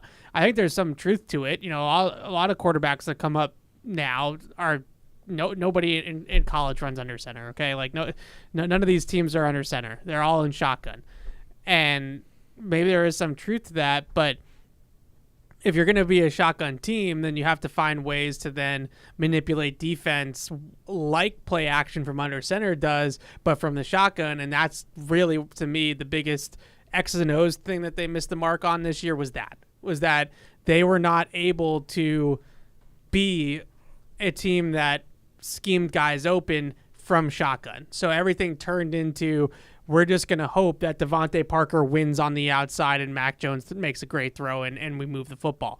And they just didn't have the personnel that was good enough to execute that kind of offense. Like if you look at them from the splits wise, like under center, play action, motion, they're the Cincinnati Bengals. They have play action, motion, how much they're under center is exactly what the Bengals do.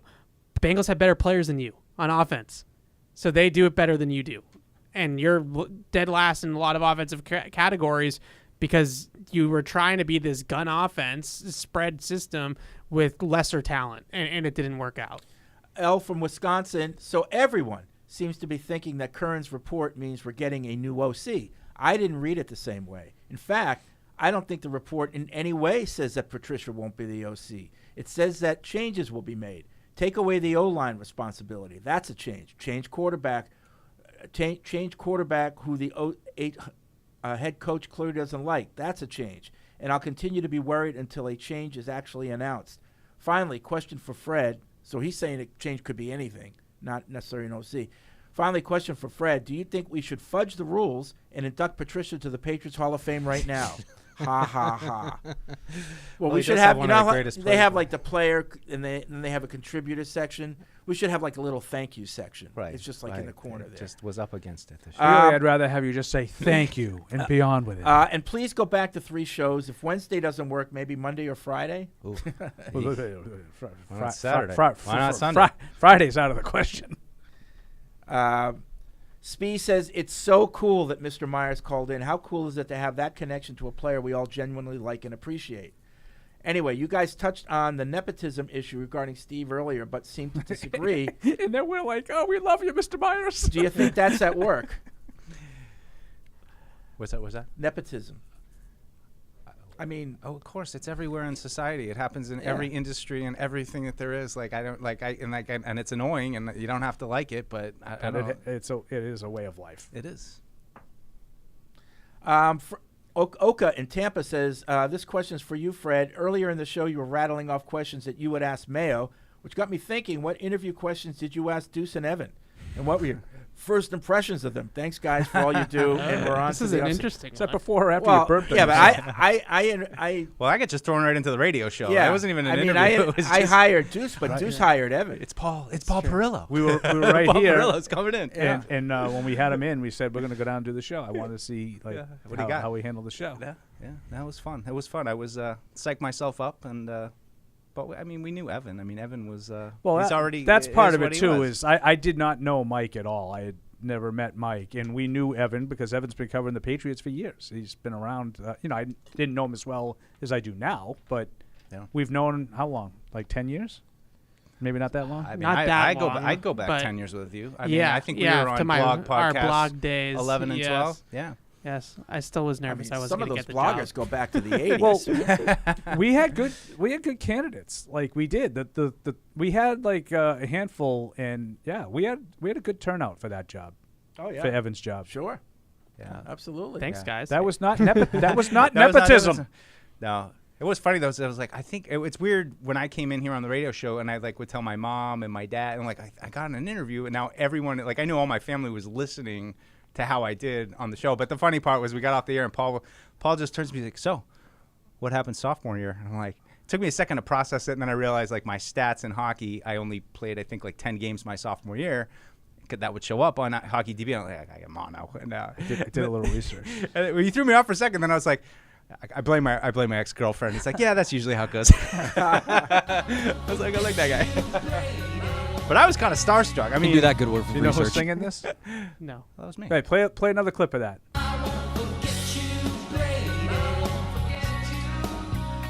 You're singing That's that? Mike Dussault. What?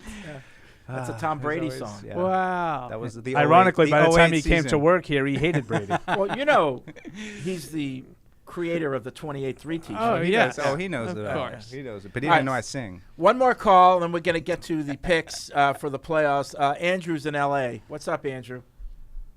What's up, boys? This is what I got to say. Is this Tommy Say and it. Lynn? No one got that reference. Yeah, it's Tommy and Lynn, right? There you go. There you go. Hey, I got to do his podcast coming up. Oh, you do? Yeah. I'll be listening to that. All right, so I had 1 point, but then, while I was on the line, I added, 3 things to my notes. So, to the previous guy that said that there was no reference to Patricia being gone, Felger has sources, apparently, in the building, and I'm assuming it's Paul saying It's not that me. Patricia's gone. Yeah, it's definitely not me. And I don't think Patricia's going anywhere, so even if it was me, that wouldn't be my view. Don could be back upstairs. I've right? heard people saying there's okay. rumors that he's in demand in several places, but nothing. I'm sorry, who's that now? Patricia. He's not in demand. Please. I'm just telling you what I'm Canadian hearing. League. You know, In the Canadian League, maybe. I mean, maybe I we liked should it. I heard that one. thank him for taking one of those jobs. Maybe he does deserve all the right, thank you. all right, all right. But one other thing. So I heard the same thing as you, Paul, on the mothership this week, that blocking scheme was like So- if they had kept the old scheme. That must Bedard then stuff Evan was must be going on right. That before. must be a Bedardism. Yeah. Because Yeah, they love them some Bedard. And he's the only one that would They would talk have- offensive line. Oh, yeah. Yeah, of course, the big boy. Yeah, they would have half the penalties if they had their former blocking scheme. So I heard that too. But there is an OL coach available. He's from the Arizona Cardinals. He was fired this year for an incident in Mexico City. This is we gotta interesting. grow the good coaches. Did you hear about this? Guys. I know. Well, the guy got fired. Yeah. Yeah, and evidently it was mistaken identity. It wasn't him. Oh, really? That's Oh, that's the word. So is Now, there a grievance being filed? I don't know. You know, who knows what's true? There's a lot of speculation going on, but that's the word right now. Is that guy is fighting to clear his name, and it wasn't him. Oh, wow. And they're probably still going to be paying him, huh? Andrew, good one. Thank you. Mike. Mike just took it took the next step there. Sneaky negative. Yeah, right. Sneaky I mean, let's negative. face it. We're all thinking that with Cliff, right? I mean, we don't want to do another one of those 12 and 4s. Like we're going to be the first NFL team that has coaches that you don't have to pay. Everybody, all the other teams are paying. I'm waiting for them to hire Cliff. There's one and coach that we have to pay. It's offensive assistant or something like that, just so that it doesn't offset the language in his right. Cardinals contract. Right, Yeah, right. All right.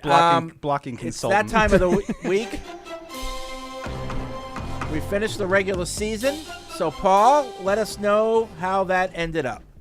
Okay, so another solid week to end it all. Freddie and Paul 11-5, Evan and Mike 10-6. Another solid week to finish it out, and that's a tricky week to pick, by the way. That week 18. So those are good records.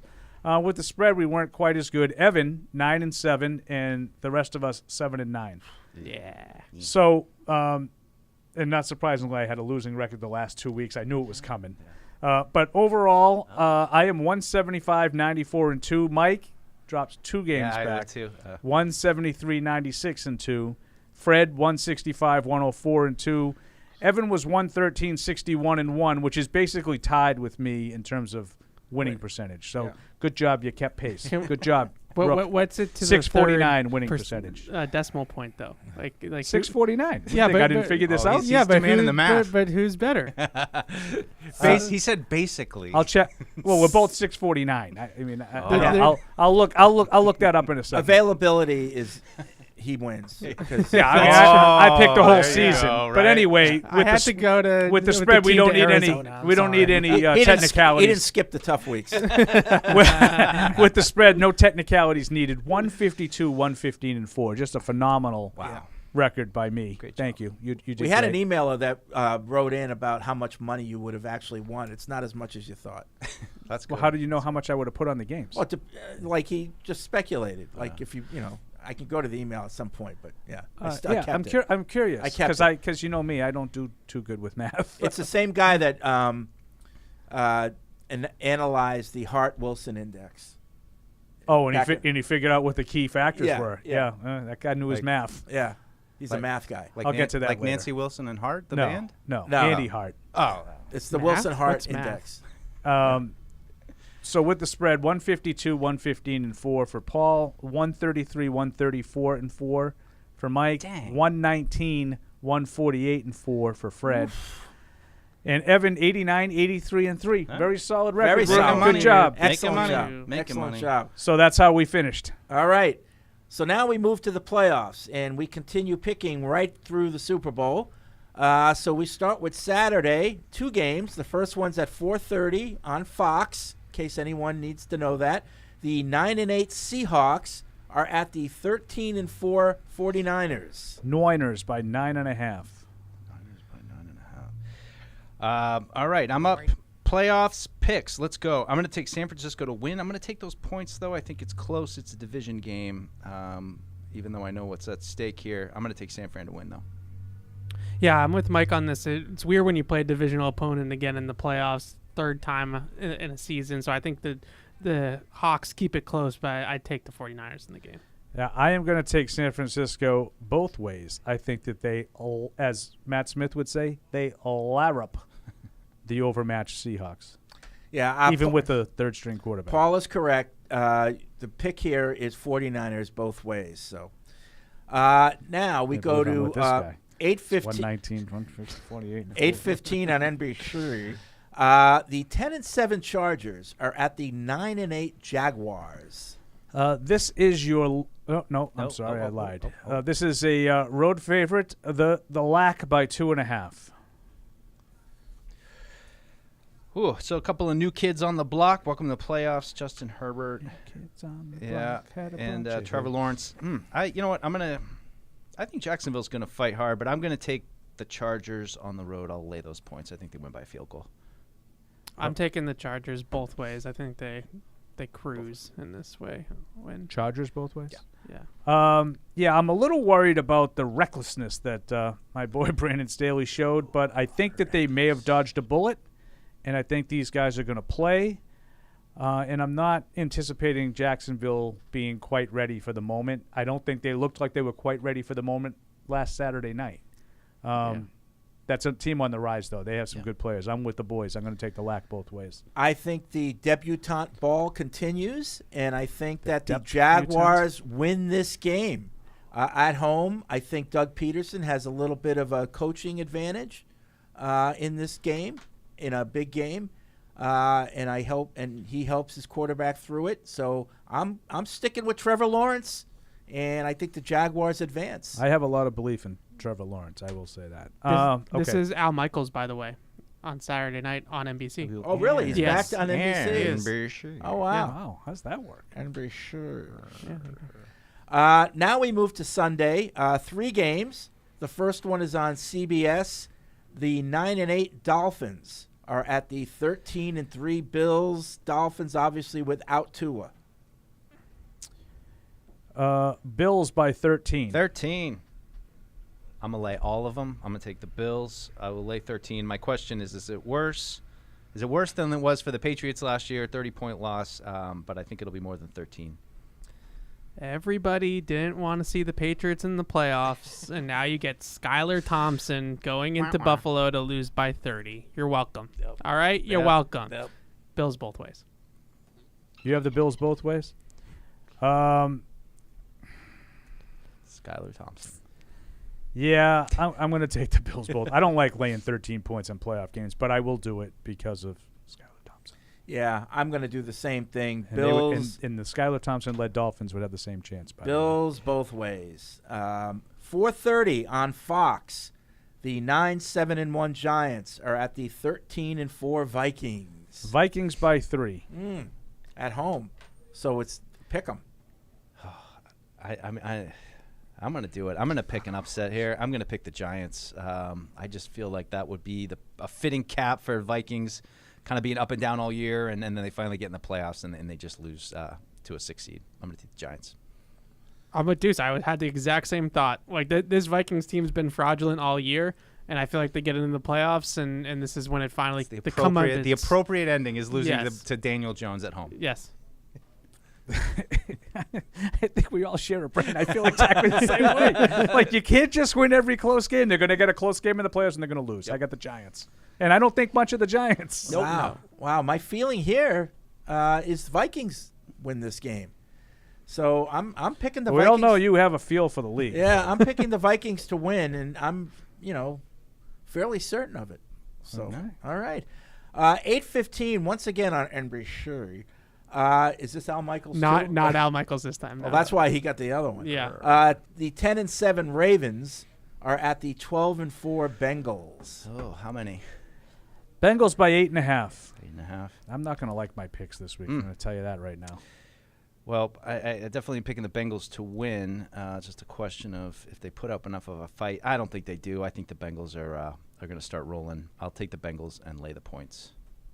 Yeah, I'm taking the Bengals both ways. Joe Burrow saying that their championship window is his entire career is the best mic drop we've heard all year. Oh, I do declare. What'd you say the number was? 10.5? 8.5. I'm going to take Cincinnati both ways, too. I don't like laying all these points that I'm doing, but I just don't really, no Lamar, maybe not even any Huntley. Like, I don't know how Baltimore scores enough points. I think they'll be game. I think their defense will play hard.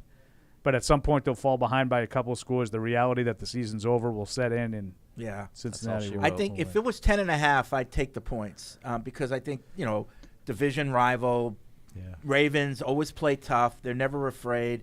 They'll hold them down, but they just won't score enough to win. But 8.5, I'll take the hook. No, wait. You're laying the points. I heard you. What does that mean? They have to win by more than 8.5. 8.5. Right, the Bengals. So laying the points means you're covering. Yeah. So the Bengals. Right. No, I'm not. Don't explain You took the Bengals. You're laying the points. You're laying the 8.5. They have to win by 9. I'm taking the Bengals both ways. Yes. I heard your explanation. That's what they do. Real quick, I have an update, Ev. Your winning percentage was 64857. I rounded that to 649. Okay. Mine is 64944. Oh. I rounded it to 649. So Paul, Lazar goes down. No. All right. But I'm glad that we got to the bottom That's of that. right. That's right. He was basically tied. I was a little bit, basically. All right. We're both 649. We're totally skipping over the Patriots. Oh yeah. Like we'll come back to them in the. So is the rest of the league. Yeah. Do we do preseason? And we go to Monday night on ESPN. 8:15. The 12-5 Cowboys are at the 8-9 Buccaneers. Here is your other road favorite. The Dallas Cowboys by 2.5. 2.5. All right. I know Tom Brady's never lost to the Cowboys, and I'm having a real hard time picking against the Bucs. But I think I think this is the first one. I'm gonna take Dallas, and I'm gonna lay the points. I'm taking Tom. I'm taking the Bucs. Really? And the main reason why I'm taking the Bucs is because the Cowboys have been playing some weird close games against bad teams lately. I'm not sure that they're 100% for real, and I just like Brady in a playoff game always. I'll pick against him once he plays a real team. Sorry, Dallas. I totally agree with you. I spent the whole year, not the whole year. I spent the last 8 or 10 weeks saying, I don't care who Tampa plays in the playoffs. I'm taking the other team. That's just not a good team. They're not good. Right. And now they're up against Dallas, 12-5, who has a good record but is playing like absolute crap. I don't know what to do. I'm going to take Dallas because I think they're better, but I'm going to watch the game. I'm going to root for Tom, and I'm going to root for the Bucs to win this game. And I don't have any faith whatsoever in Dallas, but yeah, I just think they're better. I was thinking of splitting the difference and taking the points, but Cowboys win. But screw it, Tampa both ways. Now, if the Cowboys are don't even win a game here, is their coach on the hot seat? Yeah, can't fire the GM. So, what's his face says no, but you never know. Sean Payton. If they get Sean Payton, I mean that's different. Game of the weekend. Which one you most excited to see? I'm not overly excited to watch any of those. Maybe the Jacksonville Chargers one. A little interesting. Just two teams that haven't really been there. Me too. Yeah. It stinks that Miami's not going to have Tua because that would have been worth watching with Tua. Yep. Yeah. I don't Sorry, know. Skyler. All right. Well, that's going to be it for this edition of Patriots Unfiltered. Playbook is next with John Rook. Hope everyone enjoys Wild Card Weekend, and we'll be back on Tuesday to talk all about it. Thank you for downloading this podcast. Subscribe on Apple, Google Play, and everywhere else you listen. Like the show? Please rate and review us. Listener comments and ratings help keep us high in the podcast rankings so new listeners can find us. Be sure to check patriots.com for more news and more podcasts. The world's original podcast.